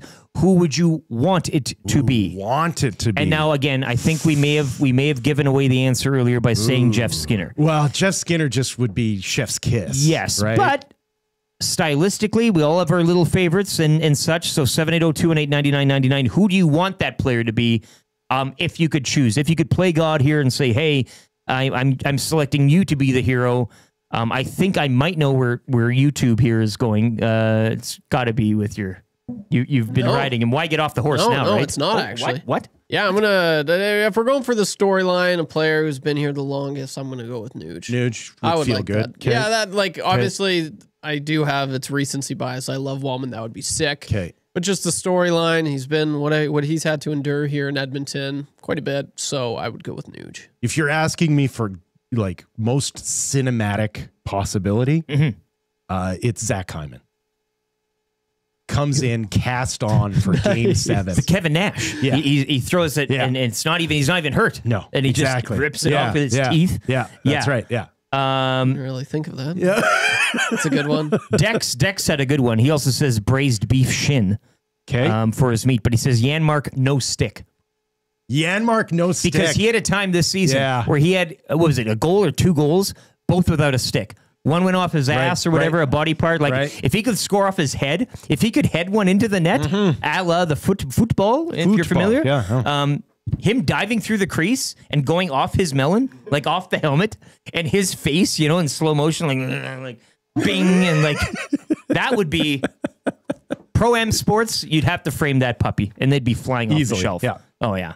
So yeah, I might have to go with Dex's decision. Janmark no stick, and Janmark as well, scoring the lone goal in last year's Game 7 loss. So maybe he's got it in him again. That's 3 questions too many. Brought to you by Park Mazda. It looks like he's ready to go. He's looking great. He's going full beard. He's not full beard, but he's going with the beard look now. It's trimmed up. It's good. You can see the haircut. Yeah. Mr. Barber. He's a sharp-looking guy. Well, yes, and I don't know when the last time you two have interacted, but he doesn't let me come in when he's here. Would you like to bring him in? I'd love for you to do it. Now, the voice of his generation. CFL's own on TSN. Dustin Nielson joins us. You went on a trip together once. Once upon a time. Wow. We met each other at the airport. Thanks for having me on, Fraser. This is great. I'm here to talk about three things. Yeah. Bombers and Lions last night, obviously. Clearly. How funny season 2 of Tires was. Oh. And it's very good. And Westbrook opting out of his player option and becoming a free agent in the NBA. I mean, those are the three reasons I'm here today. How is everybody? Where would you like to start? I guess out of those three. I mean, what's the Rourke Oblique. Season 2 of Tires was hilarious. I mean, my lumbar. That's a great show, man. I've crushed that whole thing in the last week, and that is funny. I will say that. Rourke Oblique. I'm sweating here, man. When I'm talking, I was sort of just kidding. I mean, I can talk about the hockey game if you want, but I mean, crazy football game last night. Yeah. First of all, Brady Oliveira goes out on the second play after a 43-yard run, and then former U of A Golden Bear Matthew Peterson gets in, going to be a hot commodity on the waiver wire this week in both of our fantasy leagues. He goes off for over 100 yards. It's impressive. Strevler has 3 touchdown passes, and then Nathan Rourke looked like he rolled his ankle earlier in the game, was fine, stayed in, and then just threw the ball, non-contact, and now dealing with an oblique injury. He had to leave the game. And the 36-year-old Jeremiah Mazzoli rolls in. So Winnipeg looked like Winnipeg again, man. They looked pretty good last night, and that's without Brady Oliveira and Zach Collaros. So they could be trouble in the West once again. That place was packed last night. It's always a good time in Winnipeg. It was a lot of fun. The defense looked sharp. But I know what you do on these trips now. You've done this already. You PVR the game right in the hotel. You went through the game without knowing what happened, right? Like you did that again last night? No, I did not. Yeah. No, I knew what was happening. Yeah, I appreciate that you have the audacity to say crazy football game last night after the Oilers and Florida Panthers game. Two things can be true. Yeah. Looks like there was 2 crazy sporting events last night, Fred, that will both be remembered for the rest of our days. Remembered. You know what? So this was a bit of a different approach this time for me because the producer who loves the Oilers, he wasn't with me on this game. It was a different producer. Okay. So I wasn't going to go back in the room after, try to avoid the score. So I was just following along. And then I saw they were down 3-0. Well, the first time, I'll tell you how I checked in on the game. The first time I checked in on the game, shots were 9-1. Yeah. And all I could think of, I just scroll on the app, I'm like, how the hell do you get outplayed this badly in a must-win game in the first period? So they go down 3-0. And then I saw on Twitter at one point, Nuge had scored. And then I was still calling the game. And then I flipped back in, and I saw that it was 3-3. And then I saw the Wallman goal. I'm not sure if I saw that one live at halftime or whatever. Anyway, so saw that. And then, I'm calling the game, scrolling a little bit. And I looked, I remember it was just over 2 minutes left and it was 4-3. And my mind was just like, do they actually hang on? Or because I could see it. I could see them giving up a goal. And then the 20 seconds left or whatever it was, that was crazy. And then got out to, I can't remember if we were in the car or it was after the game, but I remember I had my phone out and I was showing suits. I was just like, it's 4-4 and it's in overtime. And then I scrolled up once on the score app and it came up 5-4, Draisaitl overtime winner. And I was like, oh, and they just won. So absolutely insane game. I watched, when I got back to the room last night, I watched the Sportsnet condensed version. Sure. And man, that's crazy. So it's Pickard, right, in game 5? You know what? I will say this. I don't think it matters who starts, really. Yeah. I mean, if the team plays as shitty, if the team plays as shitty as they did in the first period, it's not going to matter. What was it? High danger scoring chance in the first was 13-1. Noodles had him, 13-1, and then they were even by the end. Yeah, that's the thing. How do you play that first period with your season on the line? You just always make it so difficult for themselves. Yeah. If you're Florida, how do you play that bad when you're up 3-0? Yeah. Yeah. That's a great point, Fraser. This series is insane. Both these teams are nuts.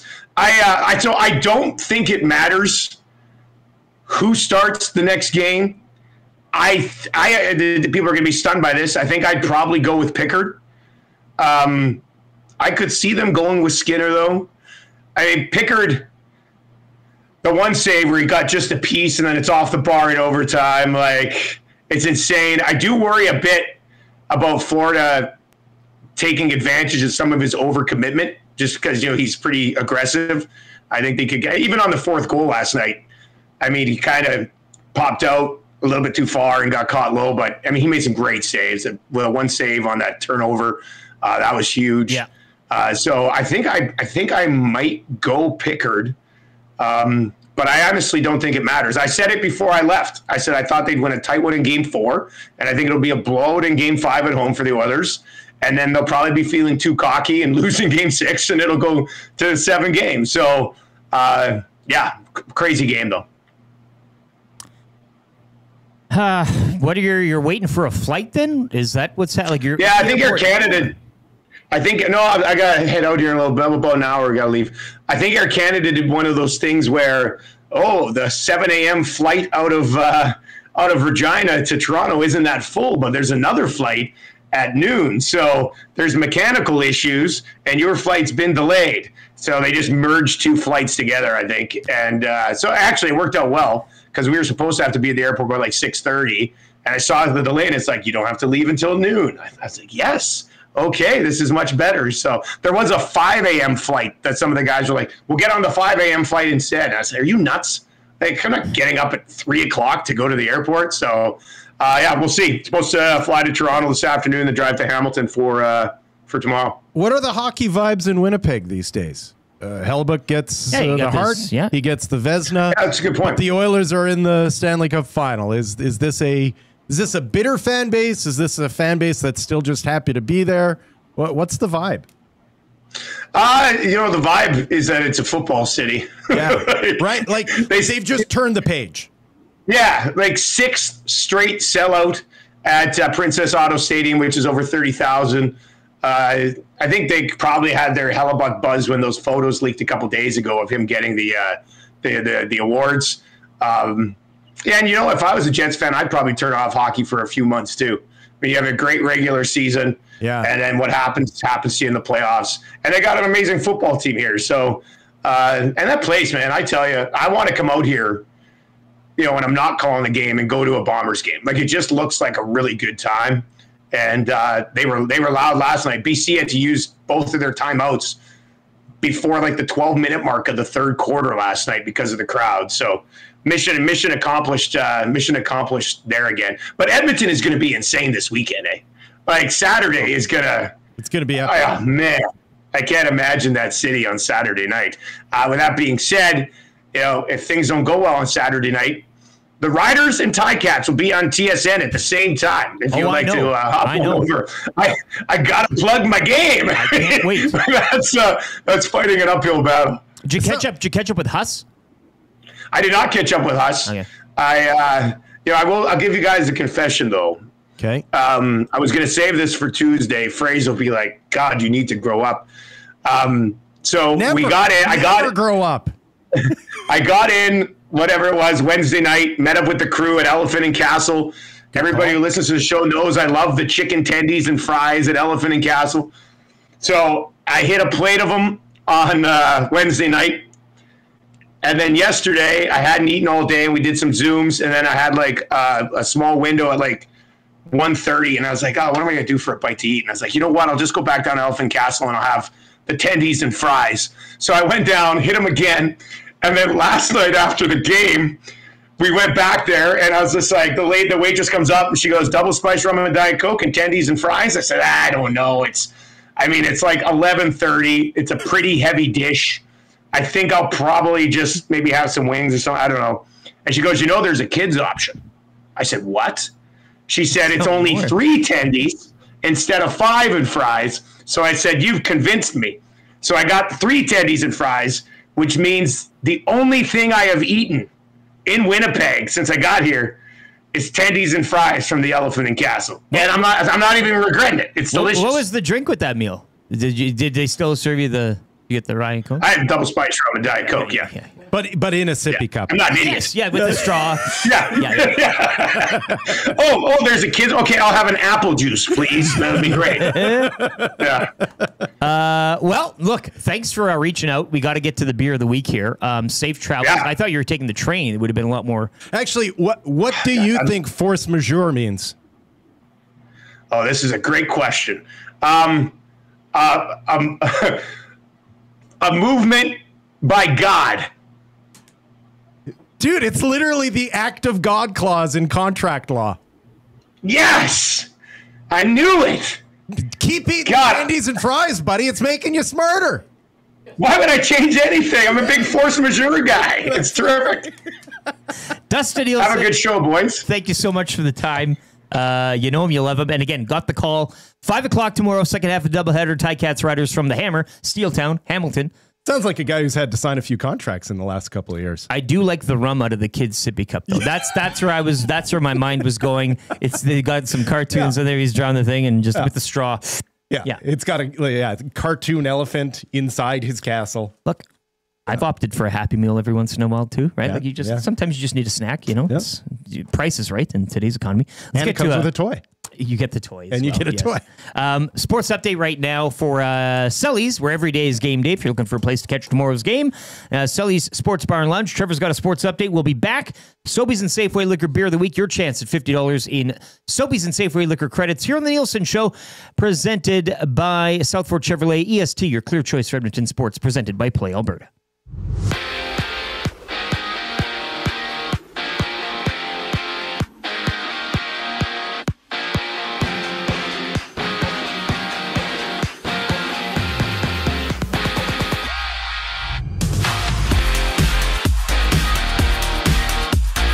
What a game it was as the Edmonton Oilers come out on top, all thanks to a Leon Draisaitl overtime winner. Game 5 for this one goes Saturday right here in Edmonton at 6 o'clock. Game 4, the NBA Finals gets underway tonight as the Pacers welcome in the Thunder. Pacers are currently up 2-1. Tip-off for this one going at 6:30. The Edmonton Stingers get their 3-game road trip started later today when they hit the court in Niagara to take on the River Lions at 5 o'clock. And over to the CFL, the Winnipeg Blue Bombers get their first win of the season. 34-20 is the score. Blue Bombers quarterback Chris Streveler completed 15 of 24 passes, good enough for 246 yards. On the other side, Lions QB Nathan Rourke left the game midway through the fourth quarter after injuring his oblique. Tonight in the CFL, the 1-0 Montreal Alouettes take on the 0-1 Ottawa Redblacks in the nation's capital. Kickoff for this one going at 5:30. And the Edmonton Elks off for the week with a bye. In baseball, the Blue Jays head to Philadelphia to take on the Phillies for their 3-game series. First pitch going at 4:45. And in the West Coast League, the Edmonton Riverhawks capped off their 3-gamer against the Kelowna Falcons yesterday with a 7-0 win. The Riverhawks hit the mound later today to take on the Kamloops North Paws at 6:35.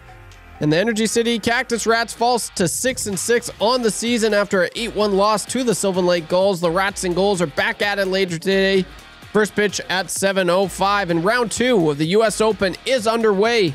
JJ Spawn still atop of the leaderboard through day 1. He is 4 under, while Canadian Corey Connors tied for 9th, 2 under through 8 holes.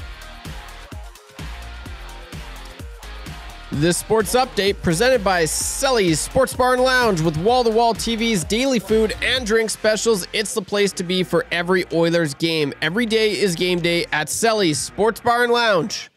I'm YouTube Trev. You're up to date.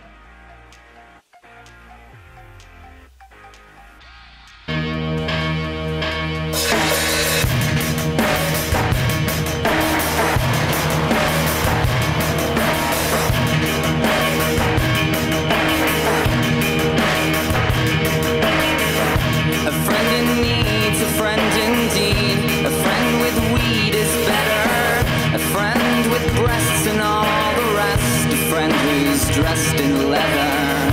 A friend in need, a friend indeed. A friend who'll tease is better. Our thoughts compressed, which makes us blessed and makes for stormy weather.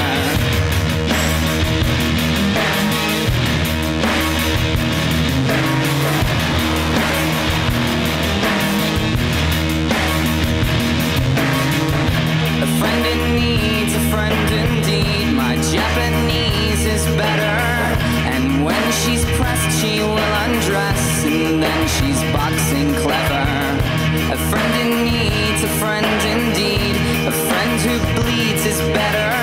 My friend confessed she passed the test, and we will never sever. Days dawning, skins crawling. Days dawning, skins crawling. Days dawning, skins crawling. Days dawning, skins crawling. Pure morning, Colson Pod. Colson. See, it works. It's so good. It's so good. I'm still stuck on that 90s band question. We didn't even say Headstones. Well, we could go on. We could do a whole pod on. In fact, that's how you weasel your way into EST. Yeah. Wil Fraser's Canadiana CanCon 90s extravaganza. Yeah. And you could go I hear off. ya. 5-hour podcast. Yeah. And even non-CanCon, Flaming Lips. No, sure, yeah. But we said Canada, Edgefest, the whole bit. That was the golden age. Yeah. Wil Fraser in for Dustin Nielsen, Lieutenant Eric here as well. YouTube Trev, you heard him on the Sports Update here on the Nielsen Show, coming to you live from the Popeyes Louisiana Kitchen studio, where you can take advantage of their pickle special menu right now, everything but the brine. And show almost wrapping up. We're going to get into Beer of the Week. Great way to cap the week. And a show and to celebrate last night's big Oilers win with a brewery out of Calgary. And we've had brewers from Calgary on before. They've pledged their allegiance to Oilers hockey. We will see, though, if our next guest is also dyed in the wool, as we're joined by Andrew Bullied from Annex Ale Project. He joins us this morning. Good morning, Andrew. Thanks for your time, man. How you doing? And so going, guys. Thanks for having me on. Appreciate it. Now, where's your fandom lie? I know you're out of Calgary. You could be from somewhere else, though, but I'm out of Calgary, but I got to tell you, I'm just here to keep Oilers fans fed and watered right now. Great answer. Great answer. I love it. You brought in a beer this morning, or we got one. It's the Annex Force Majeure. We've been having a lot of fun with the name this morning. Obviously, you can kind of take it wherever you want, but where did you come up with the name for this beer? What's the story here? There's got to be one. Well, kind of what Nielson was talking about. We were signing a bunch of contracts and stuff, and there's that act of God clause in there, and it seemed pretty ominous. So it seemed like it might fit a big, bold IPA like what we have here. And you're not lying, the big bold. It's the Annex Force Majeure right now.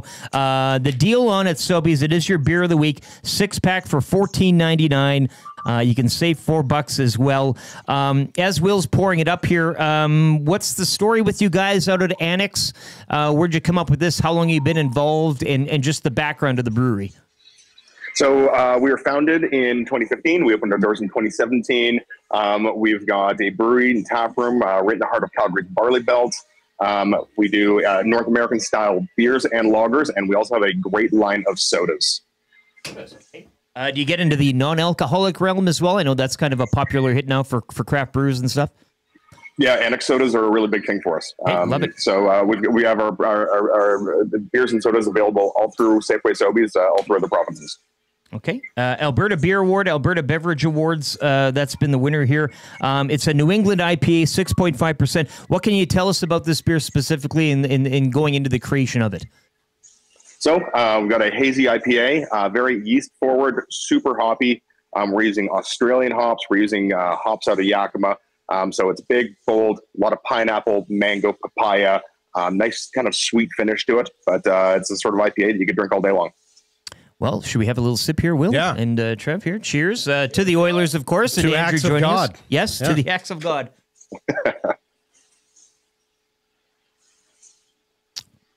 Oh, delicious. Man, I love Nepa. Nepa is just... When I said Nepa, your eyes and taste buds perked up today. But is there something specific about the Australian hops? Like I've had Aussie ales. Like it is a bit of a sweeter finish, isn't it?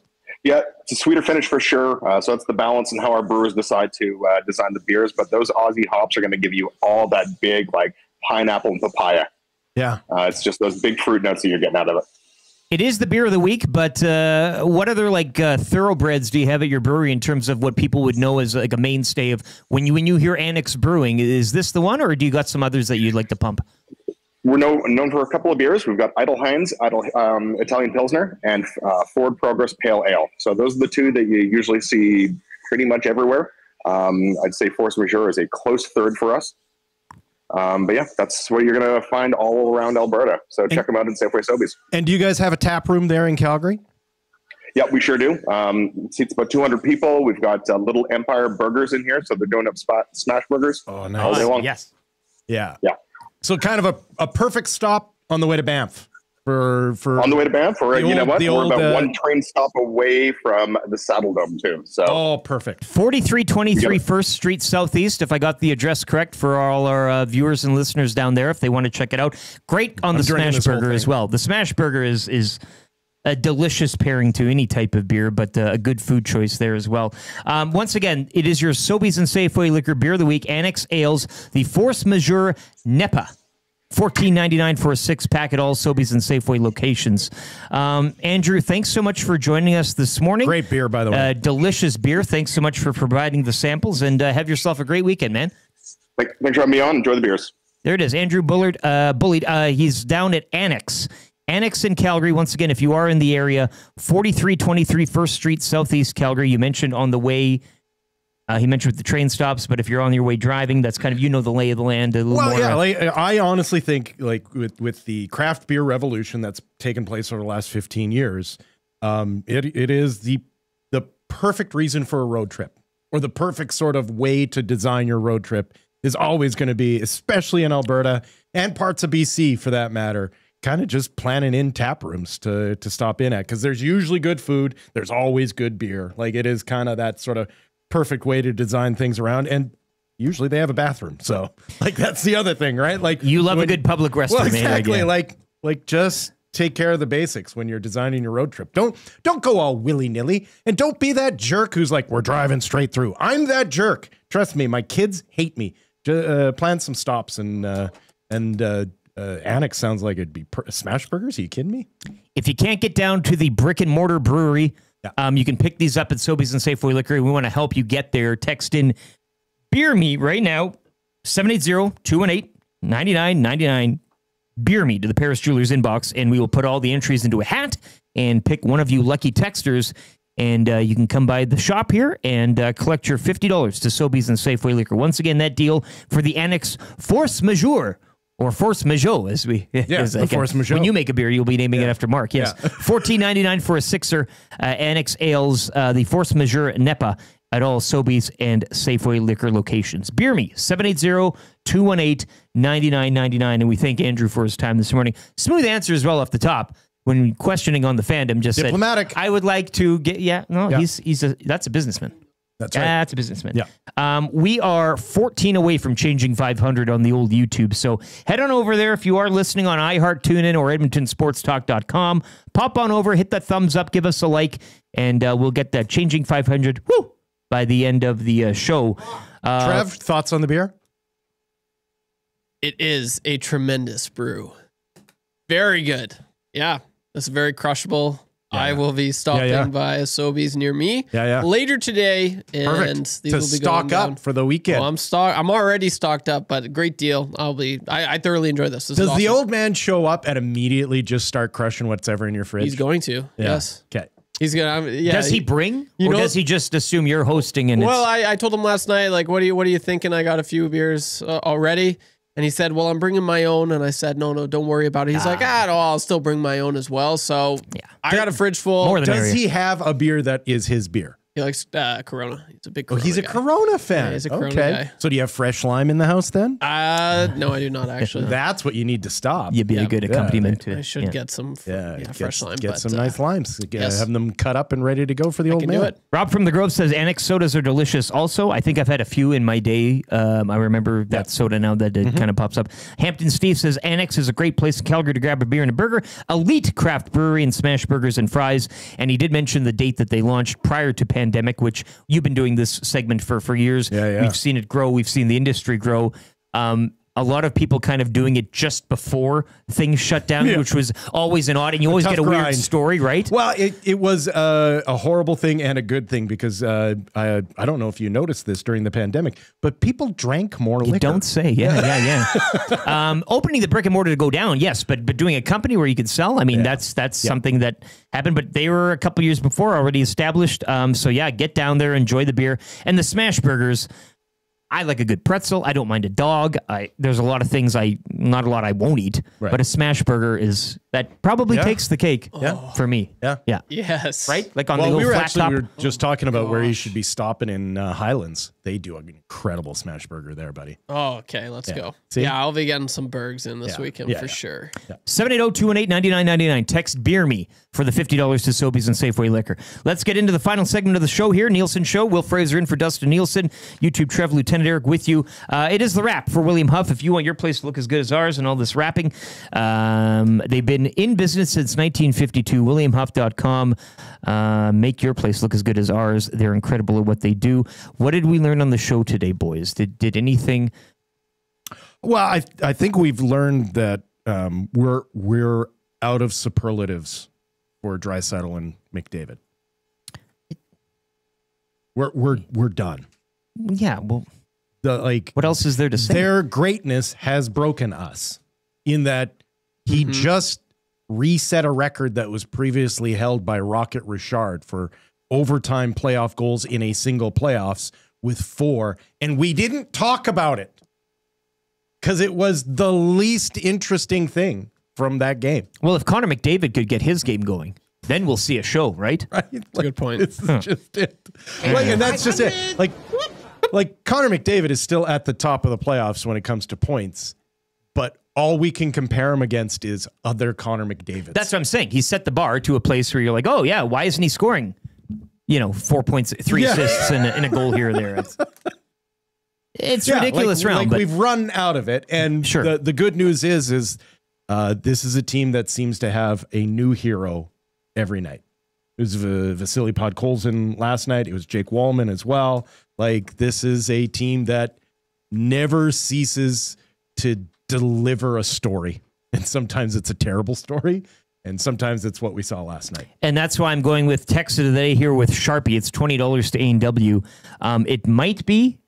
It could be the second ever, but it might be the first ever picture text in that wins text of the day. Dusty knows the meme. Trev, you know the meme. Paint me a picture. It's the old man bent over by a car. And he's he's grimacing. He's in a state of despair. And he goes, call the ambulance. And there's a guy standing next to him with a phone. That's in the first frame. In the second frame, he pops up with a gun, but not for me. And he's wearing an Oilers jersey. There you go. So that sum ups the Oilers.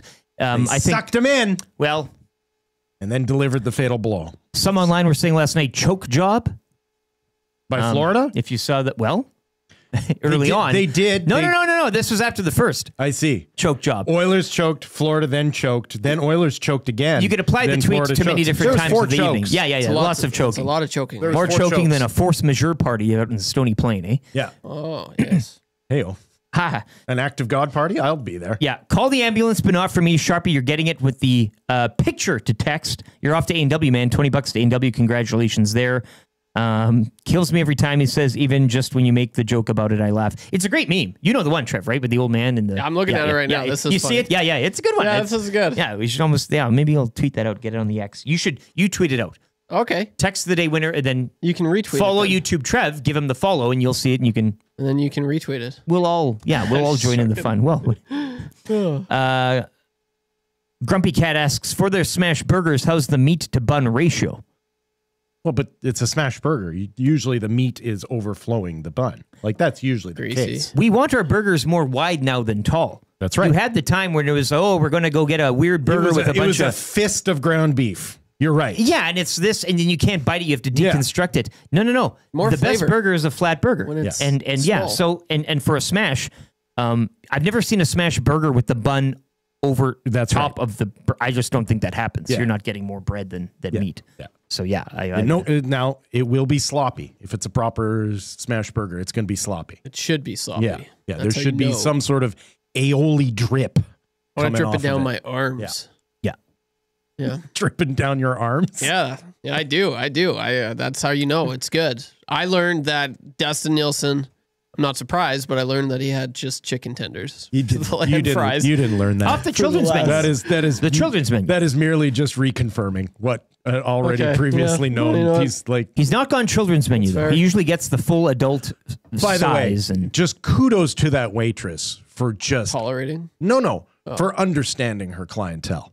Yep. Right. Like she's already seen him come in twice and eat like a child, and therefore she understands to offer him the child's a healthy tip. I'm Ketchup sure. all over his face. Yeah, exactly. Oh, easily. Yeah. Just hunched over. Yeah. He walked out of there a mess both times. And so the third time in, she was like, you know what? We do have a children's menu. Yeah. With knowing that comes with a bib. Somebody else might be insulted by such a suggestion. Not our man. Yeah. I was like, oh, okay, thank you. Yeah. Yeah, awesome. Yeah. Sound of the day today.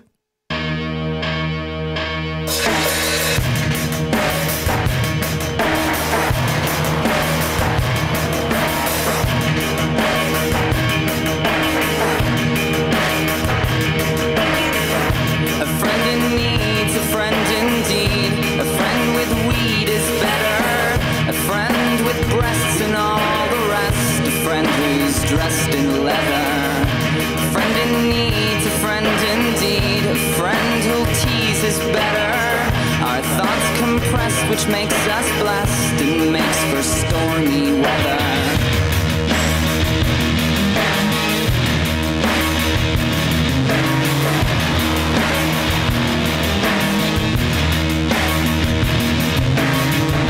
A friend in need, a friend indeed, my Japanese is better. And when she's pressed, she will undress, and then she's boxing clever. A friend in need, a friend indeed, a friend who bleeds is better. My friend confessed she passed the test, and we will never sever. Days dawning, skins crawling. Days dawning, skins crawling.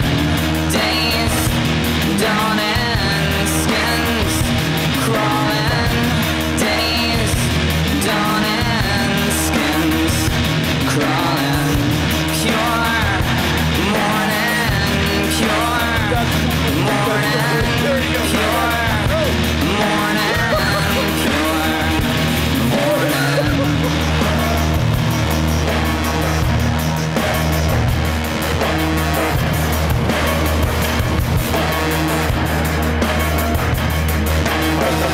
A friend in need, a friend indeed.